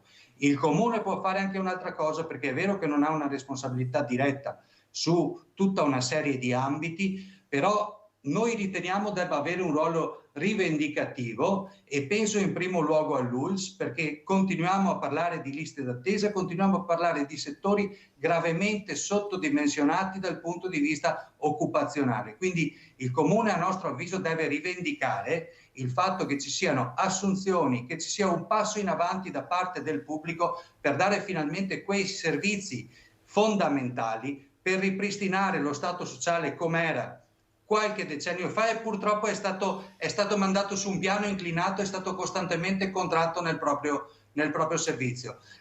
Esempi specifici ce ne sono tanti, penso in primo luogo alla psichiatria, che sul territorio... Ci arriviamo, sta mettendo tanta carne al fuoco, allora facciamo così, ci arriviamo anche a questo. Allora, visto che è arrivato Alessandro Manera, lo saluto, assessore Alessandro Manera, candidato alla lista Mario Conte sindaco, che peraltro oggi è stata presentata questa mattina ufficialmente. Allora, ripartiamo da qui, ci sono anche dei riferimenti insomma al Comune di Treviso da parte di Zanella. Il tema è una festa del lavoro dove c'è un forte deficit occupazionale che preoccupa sia nel settore pubblico, perché gli enti locali, e lei lo sa meglio di me, insomma, hanno questo problema, che poi nel privato, la ristorazione e quant'altro. Ripartiamo da qui, cosa può fare anche un ente territoriale, insomma il territorio? Beh, allora, diciamo che distinguerei due parti, che il privato e il pubblico sono due cose molto diverse. Io peraltro ho la delega al personale, quindi conosco bene la materia e cosa è avvenuto in questi anni. È vero che ci sono sempre meno persone che aderiscono ai bandi di concorso per il pubblico, e questo si vede perché per... diciamo di zalone memoria, per 6-7 posti presentavano 600-700 persone. Adesso, per una questione di vasi comunicanti con il privato, anche perché molti lavoratori stranieri sono tornati durante la pandemia all'estero, nel proprio paesi d'origine, e non sono più rientrati, per questo circuito di vasi comunicanti, diciamo, non si presenta così tante persone ai concorsi pubblici. Questo è un problema. Però sulla stabilizzazione non esistono precari nel pubblico, almeno nel Comune di Treviso io non ne ho, onestamente. Anzi, abbiamo, e dico sempre a tutti, fate richiesta, fate i bandi perché c'è bisogno, e dico la verità, che tutte le persone si presentano molto preparate. Sta variando, in questi 5 anni ho visto una variazione su questo, e molte persone sono abili ai diversi ruoli. Per quello che riguarda, invece, questo è un grande problema, e il sindaco l'ha affrontato anche, diciamo, di petto, come solito fare. Per quello che riguarda tutti gli appalti che avverranno col PNRR, sono tanti. Allora, a questo punto, visto che noi chiaramente abbiamo le norme sui contratti, il Comune non può fare scelte, non può scegliere le aziende. Le aziende o in MEPA, quindi nel sistema telematico, o fa delle gare, e quindi si presenta, le aziende si presentano. Io peraltro non sono mai stato d'accordo su questo, lo dico sinceramente, perché una certa parte, secondo me, discrezionalità all'amministrazione andrebbe lasciata. Questo in passato era forse troppo, perché si sceglievano, diciamo, gli amici, sono venuti fuori dei problemi, però avere una discrezionalità in cui si conoscono le aziende del territorio, come hanno lavorato fino adesso, e magari non ti trovi un'azienda che viene da chissà dove, mai vista, che è il primo lavoro che fa, e poi, come è successo, ci pianta a metà lavoro perché fallisce. Ecco, questo è e spesso non rispettano quello che sono, e diceva giustamente l'amico collegato, non rispetta quelli che sono i parametri minimi del lavoro. Però il Comune non è che può far molto. Allora il sindaco, sapendo il volume di quasi 130 milioni di euro che andranno a calarsi sulle opere pubbliche di Treviso, ha deciso di fare un accordo con i sindacati, che devono essere la nostra sentinella premonitrice di quello che possono essere le problematiche. Perché noi, quando una società vince una gara, la vince, cioè non possiamo dire no, non ci piace, no, perché quando presenta le domande di gara è perfettamente in regola. Il problema viene dopo. Quindi noi, con la triplice, come si suol dire, le 3 forze sindacali, abbiamo stretto un accordo firmando un patto dicendo dateci una mano a monitorare quello che avviene nel territorio. Ai primi segnali in cui le aziende non si comportano come si devono comportare, specialmente per quello che riguarda la sicurezza sul lavoro. Perché è chiaro che la sicurezza del lavoro purtroppo è un rischio potenziale, tu lo scopri quando non sono rispettate le norme, normalmente quando purtroppo avviene l'incidente, perché è così. Non dovrebbe essere così. Non dovrebbe essere così, ma è chiaro che non puoi piazzare un controllore davanti a ogni cantiere, non ci sarebbe il personale sufficiente. Quindi avere i sindacati che alla prima lamentela ci dicano attenzione, lì c'è un problema, per noi è un grande monito. Il comune può fare fin là, perché altrimenti torneremo indietro in cui il genio civile costruiva direttamente all'interno dell'ente pubblico e allora non avremo problemi. La macchina pubblica è andata verso una esternalizzazione dei lavori. Noi peraltro facciamo anche molte progettazioni interne, a differenza del passato, dei 5 anni precedenti, e quindi controlliamo anche tutta una serie di funzioni, però è chiaro che non abbiamo operai nostri in loco. Però anche voglio dire, istituti come lo SPISAL e l'Ispettorato del Lavoro, cioè se vengono potenziati possono svolgere quella funzione di prevenzione, nel senso anche di insegnare quelle che sono, diciamo, tecniche di produzione, andando nei siti produttivi, andando nelle aziende, andando nelle fabbriche e evidenziando quelle che possono essere delle pericolosità, dei punti critici. Questa è una cosa sul quale le sedi locali lavoravano un tempo, adesso sono molto ma molto in deficit di personale e su questo dobbiamo insistere per aumentare gli organici e quantomeno arrivare a coprire quelli che mancano per pensionamenti o trasferimenti, ma il tema va ben oltre, perché qui abbiamo un problema proprio di personale dipendente che è insufficiente ad affrontare tutte le domande dei cittadini. Zanella. Io concordo, riparto dall'ultimo passaggio sul pubblico, nel senso che effettivamente questo è uno dei nostri motivi di rivendicazione quando parliamo di lavoro e di sicurezza sul lavoro. L'ispettorato del lavoro opera in Veneto molto spesso con un quarto del proprio organico, opera in una condizione di sottonumero, di sottodimensionamento rispetto a quelle che sono le esigenze reali, cioè poter controllare 400.000 aziende nella nostra regione, il fatto che operino correttamente a norma e a regola, insomma, per non avere incidenti e soprattutto per trattare con contratti dignitosi i lavoratori e quindi noi siamo effettivamente in un contesto di carenza di controlli e appunto di sfruttamento oppure molto spesso di insicurezza dal punto di vista del lavoro. Penso che sia fondamentale una parola che ho sentito usare, però vorrei che poi la politica la facesse veramente, il ruolo di sentinella rispetto a come operano le aziende, e qui non ne farei una gran differenza tra aziende del territorio e aziende da fuori, perché se noi ci facciamo un giro per i cantieri e vediamo sia le aziende del territorio, che troppo spesso magari hanno anche qualche grosso appalto pubblico, sia qualche azienda di fuori, vediamo delle situazioni totalmente folli e inadeguate da un punto di vista del rispetto di quelle che sono le regole. Poi non possiamo meravigliarci quando poi avvengono i fatti, perché i fatti avvengono appunto per situazioni ben precise. Dentro l'implementazione del pubblico ci sta, io credo, il ruolo del comune nel rivendicare un'implementazione di quello che è il servizio sanitario da tutti i punti di vista. L'esempio che stavo facendo prima è un esempio legato ai servizi psichiatrici, ai servizi di inclusione e di terapia rispetto a questo annoso problema che vediamo tutti i giorni nelle cronache. Oggi questo settore lavora in Veneto, se noi andiamo a vedere tutti gli indicatori, con un terzo del servizio che sarebbe necessario. Il servizio sanitario nazionale ci indica il 5% rispetto alla spesa sanitaria come necessità di investimento in questa specialità medica. Il Veneto è purtroppo la penultima regione per quello che riguarda l'investimento in psichiatria in Italia in rapporto appunto alla spesa sanitaria, con il 2,26 o giù di lì. Abbiamo pazienti abbiamo medici, psichiatri che hanno 3 volte i pazienti che dovrebbero avere secondo quelle che sono la necessità legata alle statistiche di settore. Quindi su questo settore e sulla sanità più in generale la CGIL il 1° maggio farà una manifestazione fuori dall'ospedale di Treviso, appunto, e credo sia veramente opportuno manifestare il 1° maggio in questo luogo, assieme all'altro importante appuntamento che ci sarà in provincia di Treviso, che è la marcia Stop Pesticidi, la marcia ecologista, perché i due temi non vanno presi in contraddizione o in conflitto, ma vanno anche molto spesso associati per un cambio di quello che è il modello di sviluppo, e credo che insomma il 1° maggio vada vissuto e ci sia tutte le opportunità, gli appuntamenti in provincia di Treviso per farne un appuntamento significativo che metta assieme il pubblico, che metta assieme l'ecologia, che metta assieme il diritto del lavoro e di un reddito dignitoso. Rinnovo l'appello dal 15 di maggio a firmare, a venire ai nostri banchetti a firmare una proposta di legge di iniziativa popolare sul salario minimo legale, come avviene in tutta Europa.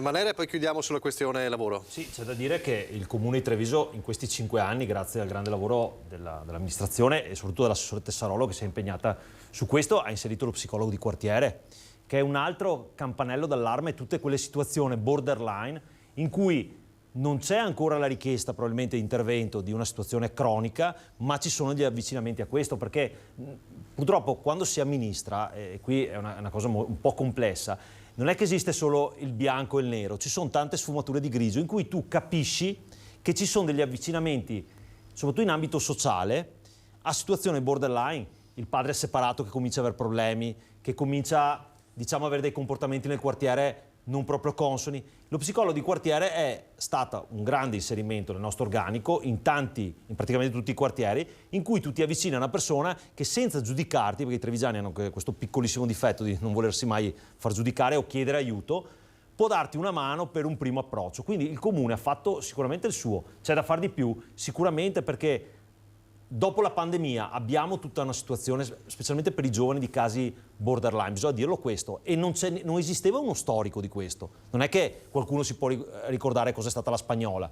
E quindi noi vediamo tanti ragazzi che cominciano a essere alienati dopo 2 anni che sono stati a casa, lo capiamo, lo vediamo. E il primo approccio dello psicologo di quartiere è esattamente quello. Peraltro proprio De Nardi nel suo programma ha anche un'implementazione di questa assistenza. Ma sì, perché la prima questione che occorre è avere, diciamo, un punto di riferimento, cioè la persona, il familiare che si trova in difficoltà con un figlio esagitato piuttosto con un fratello, un parente, diciamo, in crisi psicotico o meno, deve avere un numero di riferimento da chiamare. Oggi cosa succede? Succede che c'è tutto un rimpallo, perché si chiama il 118, il 118 dice non è di competenza nostra, chiamate il 113, insomma c'è tutto un iter burocratico non facile che alla fine non risolve il problema.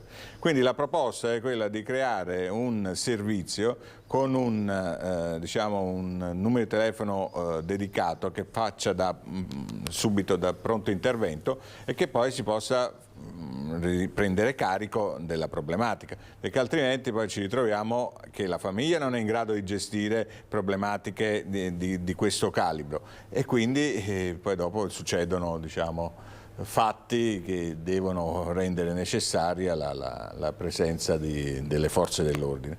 Quindi l'idea di un'implementazione di questo rapporto fra ente locale, quindi comune, e ULSS per creare uno sportello di pronto intervento a cui la famiglia si rivolge è fondamentale. Tra l'altro è la stessa cosa che stiamo facendo noi Lions, ad esempio, con le problematiche dell'Alzheimer, che sono problematiche molto diffuse, dove ci sono i parenti del congiunto che non sanno come gestire questa situazione quando ha le crisi comportamentali. Allora, pubblicità, sono veramente 47 secondi per la precisione, poi entriamo nel vivo della campagna elettorale.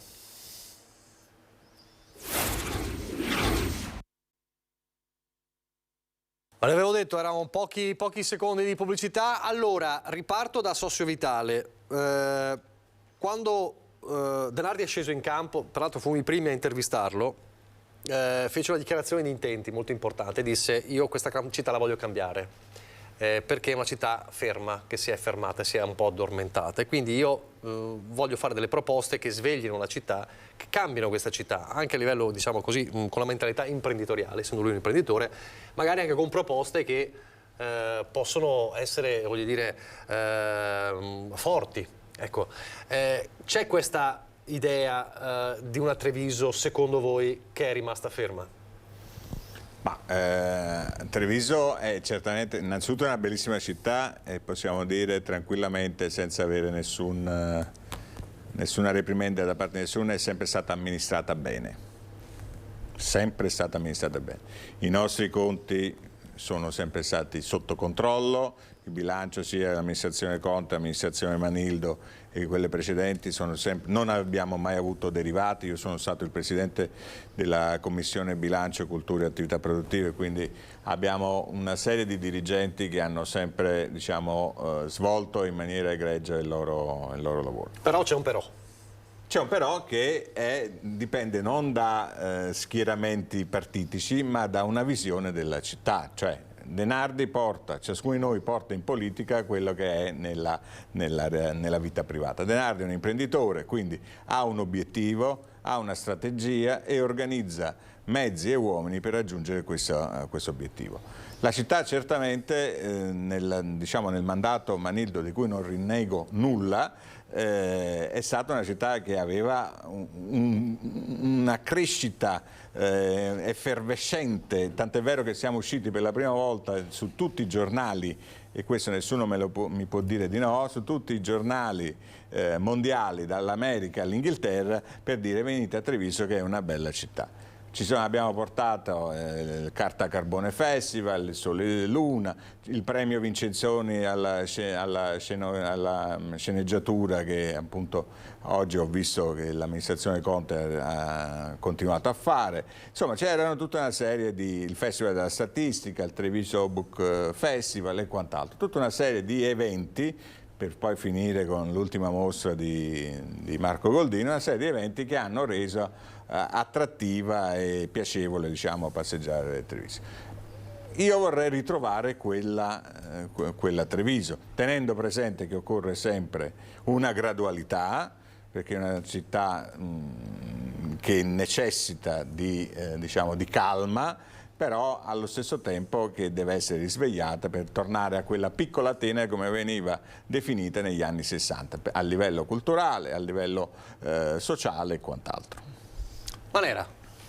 Beh, diciamo, sulle dichiarazioni di Denardi stenderei un velo pietoso, lo dico sinceramente, perché io dico una cosa: allora, siccome qua lavoriamo tutti, perché lavoriamo tutti, non è che arriva l'imprenditore a spiegarci l'ABC di come si vive, e svelo un segreto a Denardi: i poveri non si possono licenziare, non è che li mandi via, i problemi non li allontani, non è la tua azienda. Quando si deve dire l'imprenditore così, attenzione, i problemi te li tieni, tu sei stato in consiglio comunale, a differenza sua, lo sai, i problemi te li tieni e li devi risolvere, non è che mandi via la gente perché non ti piace. E non c'è solo, diciamo, una classe di aristocratici di sinistra che pensano al mondo in un certo modo, ci sono anche le persone che hanno problemi, che bisogna portare a una certa eguaglianza sociale. Non è che si guarda tutti dall'alto dicendo io sono un imprenditore, perché sta cosa qua mi ha anche un po' stancato onestamente, perché averlo qua glielo direi, non sei tu, perché capisco, però perché tu hai sempre lavorato, però anche sta cosa sono arrivato l'imprenditore, so tutto me, cioè adesso va bene tutto. Poi tra l'invenzione di un'aggressione e un'altra ha detto delle cose che sono completamente sbagliate, però noi abbiamo amministrato in un certo modo, cercando di dare ai cittadini trevigiani anche una certa sicurezza del futuro. Sono stati 5 anni complessi, non abbiamo avuto la pandemia in mezzo, e non è una scusante. Abbiamo fatto le politiche ambientali di un certo tipo, che ci hanno portato a essere tra le prime 5 città d'Europa per sostenibilità ambientale. Non abbiamo mai rinnegato anche cose ben fatte dell'amministrazione precedente, come l'amministrazione precedente non ha rinnegato il fatto che il Bailo arrivò per un finanziamento di gobbo, perché quando tra persone si amministra c'è la continuità amministrativa. Quindi noi non abbiamo mai detto questo, e un saluto del sindaco Mario Conte all'ex sindaco diciamo Manildo non è stata fatta. Sono più i suoi, diciamo, che l'hanno lasciato a metà strada, però qui si aprirebbe un dibattito. Noi abbiamo amministrato in un certo modo, abbiamo cambiato quello che è la percezione dell'ambiente in città, faremo la più grande, e l'abbiamo già finanziata, la più grande bonifica della storia ambientale, che tutti hanno fatto finta di vedere, tutti, per quasi 40 anni, dalla DC in poi, che è in via Orsenigo. Magari dispiace che non è in centro, perché qualcuno magari pensava solo a Santa Maria dei Battuti, è in periferia, e sarà fatta, sono già partiti i lavori. Quindi noi abbiamo fatto tantissime cose, tenendo conto che abbiamo avuto 1 anno e mezzo anche complesso, ma non è, ripeto, una giustificazione. Abbiamo portato a casa 130 milioni di euro senza svendere palazzi del comune, perché anche la vendita del Palazzo della Signoria è facile dire abbiamo fatto questo, ma se vendi gioielli di famiglia poi vai a capire cosa ti resta. No, è una scelta, è una scelta. C'era un rischio immobiliare. È un rischio immobiliare, avete venduto un patrimonio, un patrimonio del comune. Avete e questo per me è una cosa inaccettabile, scusate, ma è così, io la penso così. Il patrimonio del comune era già stato compromesso nel momento in cui era stato fatto il famoso risico immobiliare. Con Fondazione Cassamarca, la triangolazione, con appunto la provincia e quant'altro. Se vogliamo parlare di politiche di 30 anni fa, allora io posso stare qui a dire l'investimento che è stato fatto portando la provincia al Sant'Artemio ha un bond che ricade su di noi, sui nostri figli, di 800.000 euro. Scusa, cioè, la non so se è chiaro. 5-6 allora, Voglio dire, era un rischio immobiliare che è stato risolto in questa maniera. Cioè, io non sto a rivendicare. Poi, se vogliamo parlare di ambiente, eccetera, l'ultimo bilancio che abbiamo, l'assessore Gazzola ha postato sul capitolo di bilancio nuove piantumazioni, 700.000 euro. Ora la domanda è... quanti alberi in più corrispondono? La domanda è, in 5 anni, quanti alberi in più avete piantato? 6.248. Allora, guarda, questa è la mia materia. Viale Cesare Battisti, sono stati tagliati gli alberi, sono 2 anni che non sono stati... Ma non c'entra, sono 6.248. Se qualcuno dice il contrario, siccome c'è una delibera di giunta con parere tecnico su questo, vuol dire che abbiamo detto il falso. E allora ci denunci. Invece, siccome siamo passati... La politica è una cosa... No, attenzione. Siccome questa è una cosa che è già venuta fuori, c'erano poco più di 20.000 alberi, siamo arrivati quasi a 27.000. Siccome ci sono dei costi di manutenzione, se diciamo qualcosa che non è vero vuol dire che stiamo dichiarando il falso e che ci sono dei pareri tecnici falsi. Andate alla Procura della Repubblica domani mattina. Siccome non l'avete fatto... Ma siccome non c'è bisogno di andare alla Procura della Repubblica... No, perché quando si dice non è vero... No, ma io non sto dicendo non è vero, io sto dicendo... Quindi li abbiamo piantati 6.000 alberi. Ho una constatazione che la parte che... Davanti a casa tua non ci sono gli alberi. Non abito in Viale Cesare Battisti, ma comunque la parte che frequentiamo... Guarda che Viale Cesare Battisti, scusami. Non ci sta. Mi permetto, finché non viene rifatto non possiamo piantumarli gli alberi. Te lo spiego, perché sono instabili. Sono instabili. Non c'è bisogno di spiegare niente perché ho ben presente. Però la domanda è dove sono stati piantumati, perché la percezione che si ha di queste piantumazioni non ci sono. Ripeto, noi abbiamo appostato sul tema nuove piantumazioni 700.000 euro. Ma scusa, 700.000 euro. Sarà andati in manutenzione perché gli alberi non li avete messi. Ci sono, scusami, però. Nuove piantumazioni. Allora ci invita un'altra cosa, io porto ci sono i pareri tecnici che dicono una cosa e voi che avete stanziato 700.000 euro. Vuoi venire a fare un giro? So che magari uscire dalla città può essere complesso. Vuoi venire Guarda via che io Orsenigo? abito fuori città, vuoi venire via Orsenigo? Vuoi venire? Non è che mi provochi, assessore, io faccio l'avvocato. Vuoi venire via Orsenigo? Vuoi venire via Orsenigo? Andiamo a fare un giro? Vuoi venire via Selvatico? Vuoi venire via Paludetti? Possiamo andare via Paludetti, la allora, non ci sono gli alberi? Va bene, allora fatemi sentire anche Zanella, però al di là dello scontro tra i due ospiti, il tema ambientale è un tema fondamentale anche per voi, ovviamente.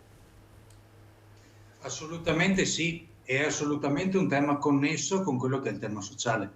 La prima cosa che c'è nel programma del nostro candidato sindaco Maurizio Mestriner è l'implementare quelle che sono le comunità energetiche, quelle che sono le politiche energetiche nei quartieri. Da un punto di vista ambientale le questioni sono tante, non ci sono solamente gli alberi. C'è la questione del consumo di suolo che vede Treviso tra le prime province costantemente nelle statistiche che vengono fatte per l'aumento del consumo di suolo sul territorio nazionale, sono statistiche nazionali.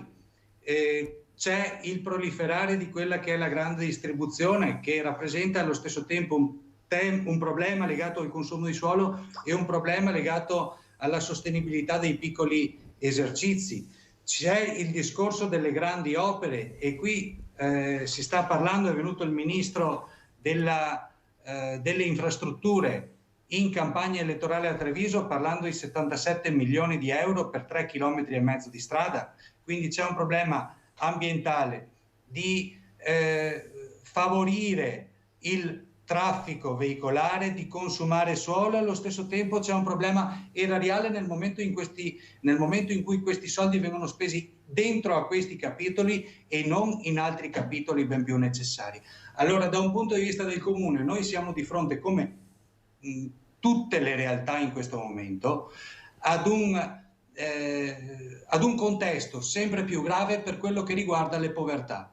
Allora, io parto dalle periferie, perché noi siamo quella sinistra che non sta nei salotti buoni, non è la sinistra aristocratica che sentivo citare prima, noi siamo la sinistra radicale che sta fuori dai luoghi di lavoro, che sta con i lavoratori, con i pensionati, con le persone con le fasce più povere e nella fattispecie con gli inquilini del Biscione e di altre zone della città. Allora noi siamo di fronte a situazioni dove non ci sono case per molte persone che non hanno un tetto, che si trovano ad essere in condizioni non sostenibili per potersi garantire un tetto, un elemento fondante e fondamentale della vita. Siamo di fronte a 900 domande di case popolari, siamo di fronte al comune che soddisferà con le prossime assegnazioni 1/10 di queste 900 domande, siamo di fronte al fatto che interi quartieri, interi stabili pagano dai 4 ai 6.000 euro l'anno di spese condominiali e stiamo parlando di pensioni minime, stiamo parlando di persone povere, e quindi è su questo versante, non su quello delle opere pubbliche, che a nostro avviso vanno concentrate le priorità delle politiche comunali dei prossimi 5 anni, sulla difesa del pubblico, sul fatto che i cittadini non debbano aspettare 6 mesi una visita o dover andare dal privato, sul fatto che ci siano delle condizioni materiali di vita sostenibili, e qui il Comune deve intervenire soprattutto rispetto all'accesso all'abitare, soprattutto rispetto al fatto che che ci possa essere un recupero non delle nuove costruzioni, sempre per il discorso del consumo di suolo, ma che ci sia un recupero dell'esistente da destinare a una politica che veramente vada a calmierare il mercato e a mettere a disposizione degli immobili e delle case, insomma, a chi in questo momento si trova in situazioni difficili e insostenibili.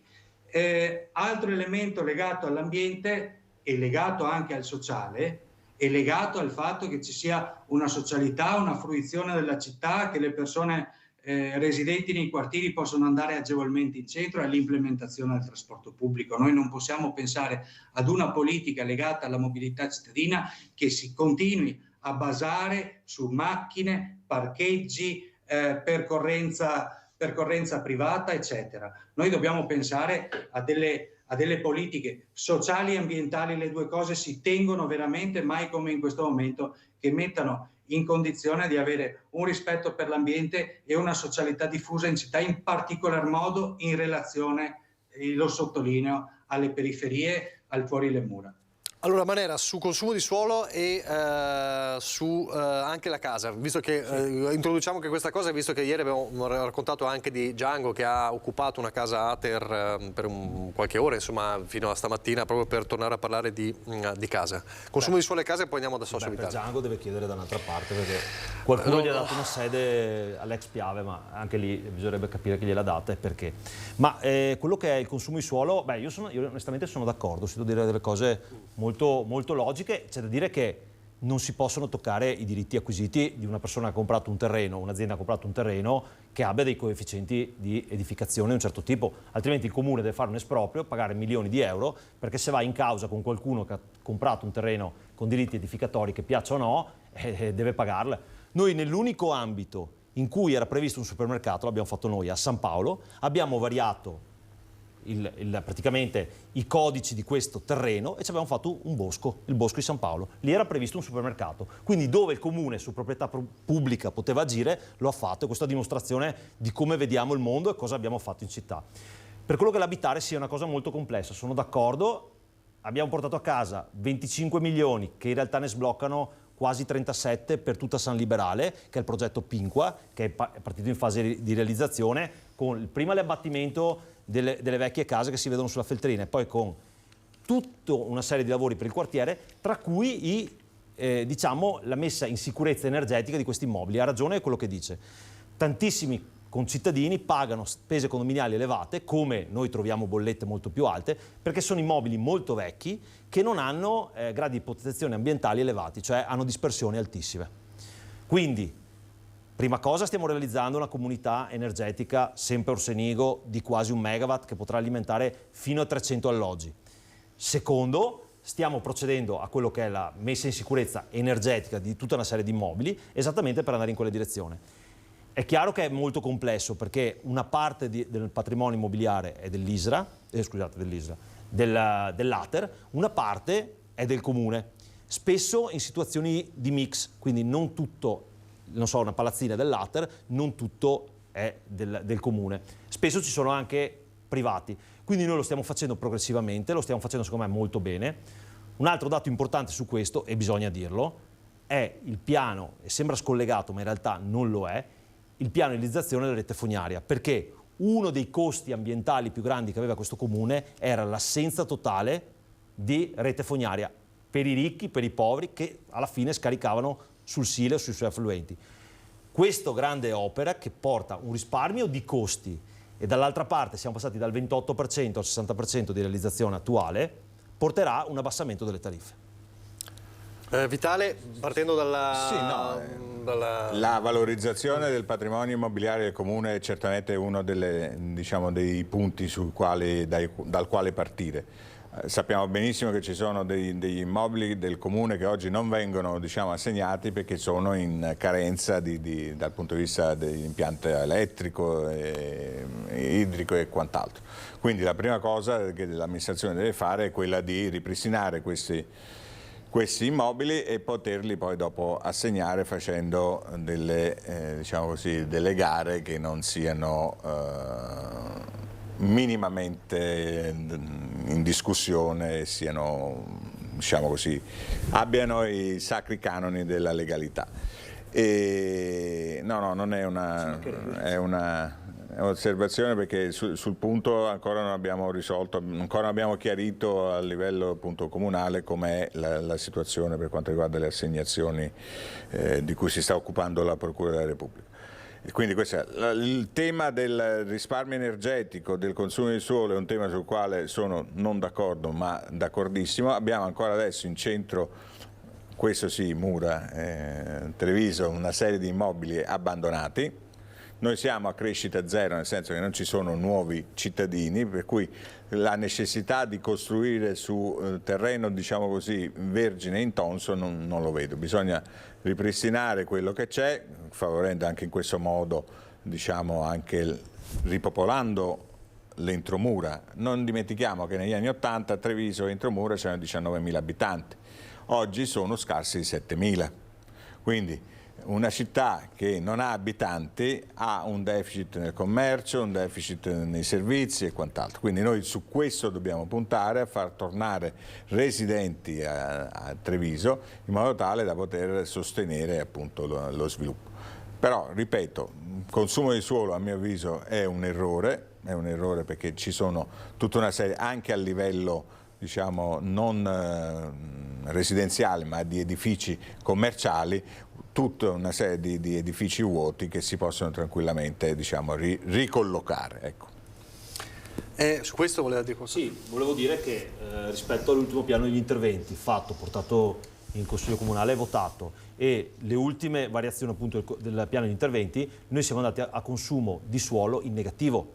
Bisogna dirlo questo, perché con i concambi che abbiamo fatto con dei privati in cui ci sedevano pezzi vergini di terreno edificabili e noi abbiamo fatto calare questi crediti, è un tecnicismo un po' complesso, su immobili pubblici tipo la caserma Piave già urbanizzate, questo è un caso, il famoso accordo con Sile 1, questo vuol dire che lasciamo del terreno vergine e dall'altra parte facciamo calare questi crediti su altre posizioni. C'è da dire che l'approvazione è stata una fase importantissima che però purtroppo è avvenuta in un momento complesso, perché era la pandemia, del regolamento di edilizia privato, ha portato al fatto di spingere al massimo quello che sono l'utilizzo di materiali sempre più sostenibili, quindi che da una parte hanno impatto ridotto e dall'altra hanno un consumo energetico minore rispetto alle attuali. È stata una fase importantissima, fatta come? Dando sconto sui crediti edilizi. Quindi l'amministrazione ha agito. Poi è chiaro che quando uno ha un immobile proprio, bisogna anche dircelo, è libero di affittarlo, di non affittarlo, di tenerselo lì, piaccia o non piaccia, il sequestro proletario non è ancora avvenuto in questo paese. Ma c'hai la leva, semplicemente la leva fiscale? Il comune, come tu ben sai, non può fare leva fiscale. Hai una leva per quanto riguarda la tassazione di IMU, tasse e quant'altro. No, è limitatissima. E chi lascia un appartamento, certo, l'abbiamo fatto, sono al massimo. Tanto è vero che chi lascia affitto non gli interessa, perché magari ha patrimonio immobiliare e non interessa farlo. Io sono con te, anch'io non lo capisco, perché se io avessi un appartamento lo vorrei affittare, però c'è anche la libertà di fare certe scelte, non è che possiamo portarglielo via. Ma nessuno sta parlando di esproprio proprietario.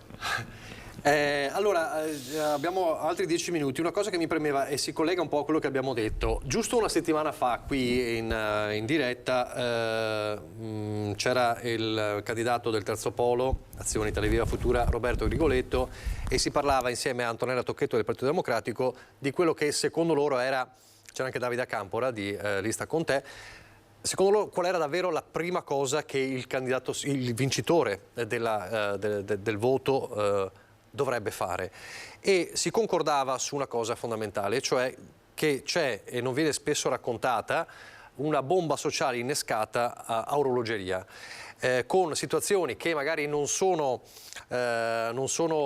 manifeste ancora, proprio anche per il motivo che si diceva, perché molto in Trevigiano Mari è così di carattere, ma che potrebbe esplodere. E quindi Grigoletto lanciava questa proposta: perché i candidati sindaco non sottoscrivono un impegno prima del voto per dire: la prima cosa che io faccio da sindaco è mettere a bilancio subito per il sociale una risorsa importante, perché poi si dice, ma poi il bilancio magari viene utilizzato, le risorse, per altre cose. Siete d'accordo che è davvero questa la prima cosa, secondo voi, che deve essere fatta? Mettere subito una cifra importante per come dire, sostenere un'onda d'urto che potrebbe arrivare, perché la situazione resta problematica anche sul fronte delle bollette e di quant'altro, del caro vita. Vitale. Certamente, voglio dire, creare un fondo per il sociale, quindi creare lo strumento tecnico per poter poi dopo dare aiuti ai cittadini in difficoltà è certamente essenziale. Pensavo sinceramente fosse stato già fatto durante il periodo di Covid, dove abbiamo avuto parecchie persone che non hanno potuto esercitare la loro attività, la loro professione e quant'altro. Quindi questo mi sorprende che non ci sia a bilancio un capitolo dedicato a questo. Però io sono favorevole, penso che anche Denardi, che nella sua attività ha proprio previsto questo tipo di intervento, sono ampiamente favorevole. Valera. Sì, allora, nella fase emergenziale c'erano dei capitoli specifici, perché altrimenti il tecnicismo del bilancio è molto complesso. È molto complesso e non è paragonabile. Per questo io intanto, quando sono stato a parlare Denardi, da questo punto di vista mi fa sorridere, perché effettivamente anch'io, essendo nel privato, il pubblico ha tutto un altro tipo di bilancio e tu non puoi spostare radicalmente risorse destinate a una strada che derivano magari dalle multe per fare il sociale. Cioè non è così semplice, e la Corte dei Conti è molto attenta su questo. Cioè le spese di investimento rispetto alle spese, diciamo, di utilizzo giorno dopo giorno. E quindi noi possiamo avere tantissimi soldi per investire in strade, infrastrutture, ma non tanti soldi nel sociale. Peraltro questo, nel periodo dei nostri 5 anni, noi abbiamo aumentato di quasi il 40%, per esempio, gli investimenti sulle paritarie. Perché? Perché poi se tu dai una mano alle paritarie, dall'altra parte riducono le rette o mantengono le rette al netto degli aumenti di energia rispetto alle famiglie. Quindi questo è stato un investimento importantissimo, perché poi le paritarie sono le scuole elementari, sono gli asili dove vanno tutti i nostri cittadini con i loro bambini. Quindi è stato fatto in maniera forte questa cosa qua. Il sindaco prima, guardate, vengo dalla presentazione della lista, lo ha detto, è questo il capitolo principale. Sarà questo il capitolo principale ed è trasversale dai bambini agli anziani. Sui ragazzi intermedi abbiamo altri problemi e lo sappiamo, perché anche lì abbiamo... Però questo sarà sicuramente, ma per chiunque, il punto fondamentale. Trovare le risorse non è così semplice, perché il PNRR prevede risorse ma non destinate a una continuità sociale, cioè a strutture sociali ma non a spese sociali. Questo è una cosa molto complessa. Però noi ci abbiamo lavorato tantissimo su questo e io veramente sono d'accordo. È chiaro che, per esempio, su quello che si diceva prima, se tu fai pagare meno i costi energetici in una casa popolare, stai facendo un'azione sociale. Perché gli riduci il costo giorno dopo giorno. Ultimo, vorrei sottolineare che quando ci sono arrivati dei denari a questa amministrazione che potevano essere destinati all'altro, l'abbiamo messa a riduzione del costo della tariffa dei rifiuti, perché tutti i trevigiani sono trovati un meno 25, meno 30 sul costo della bolletta, perché abbiamo deciso di restituirli visto il periodo di difficoltà in cui ci eravamo infilati a discapito di chiunque, perché la pandemia chiaramente non ha padri. In questo, se posso aggiungere una cosa, secondo me un ruolo fondamentale le hanno anche le associazioni di volontariato, perché stanno svolgendo una funzione di ammortizzatore sociale, così come il primo ammortizzatore sociale è la famiglia, così anche le associazioni di volontariato hanno svolto durante la pandemia e ancora adesso un grande ruolo appunto di ammortizzatore sociale. Oggi come oggi, per tutta la giornata, per esempio i Lions sono al supermercato Lando a fare raccolta alimentare per le parrocchie, per la Croce Rossa. Io vengo da lì e ho visto che abbiamo raccolto parecchi chili di cibo che verrà consegnato. Quindi anche dal punto di vista del comune, riuscire a far squadra con tutte queste associazioni che sono presenti sul territorio, che sono la ricchezza di questo territorio, riuscire a far squadra e ad aiutarle, diciamo, a arrivare all'obiettivo finale, che è quello di tutti, cioè che se sta bene il mio vicino di casa sto bene anch'io, perché questo è quello che dobbiamo, diciamo, garantire. Credo che sia un ruolo importante che l'ente pubblico possa fare. Zanella, chiudo con lei. Io proseguo l'intervento precedente, nel senso che la povertà sempre più grave è obiettivamente una bomba sociale che sta esplodendo a Treviso come da altre parti. È chiaro che la prima azione del nuovo sindaco dovrà essere questo, dovrà essere un intervento rispetto alla povertà, dovrà essere uno spostamento di una parte di bilancio su queste politiche, dovrà essere una progettualità seria rispetto a quelle che sono le comunità energetiche, perché questi sono costi risparmiati, oltre che una politica ambientale importante, dovrà essere l'implementazione del servizio pubblico. Cioè, questi sono i problemi dei trevigiani, ma non solo la prima cosa da fare, anche la seconda, anche la terza, anche la quarta, perché poi noi rischiamo, quando parliamo di prima cosa, che ne venga fuori una specie di spot. In realtà va perseguita la politica di quelle che sono le necessità. Ho sentito tanti temi in questa campagna elettorale, dai parcheggi allo stadio, alle grandi opere, eccetera, eccetera. Non sono questi i temi importanti. Alcuni di questi, come le grandi opere, sono anche dei temi fortemente dannosi rispetto al contesto, e da un esborso pubblico e da un punto di vista ambientale. Cioè, la politica necessaria, le azioni politiche necessarie devono andare tutte rispetto a un sostegno sociale, un sostegno alla povertà, un sostegno all'ambiente, una riconversione di quelle che sono le produzioni, un sostegno alla scuola, un sostegno alla sanità, ai servizi fondamentali. Non solo la prima. Io penso tutto il percorso amministrativo che il Comune dovrà fare. Questa è la nostra intenzione, questo è il programma del nostro candidato sindaco Mestrinari. Siamo allora in chiusura solo per annunciare, insomma, che i big che calano. Stasera Carlo Cottarelli alle 18 dove? A Palazzo dei 300. A Palazzo dei 300 per Denardi. Il 2 di maggio, se non sbaglio, mi corregga Zanella, Luigi De Magistris, vero? Luigi De Magistris in piazza Borsa alle 17:30. Il 2 maggio, notizie di Salvini? No, sarà in arrivo, Arriverà, adesso vediamo. okay. Ma il nostro big è il nostro sindaco, Vabbè, quindi okay. noi il nostro big ce l'abbiamo già in casa. Va bene, ok, davvero tutto. Allora, grazie per averci seguito, grazie a Sossio Vitale, grazie ad Alessandro Manera, grazie a Gabriele Zanella. Come sempre rinnovo l'appuntamento alle 18:30 con il telegiornale del Veneto e poi le altre edizioni. Arrivederci.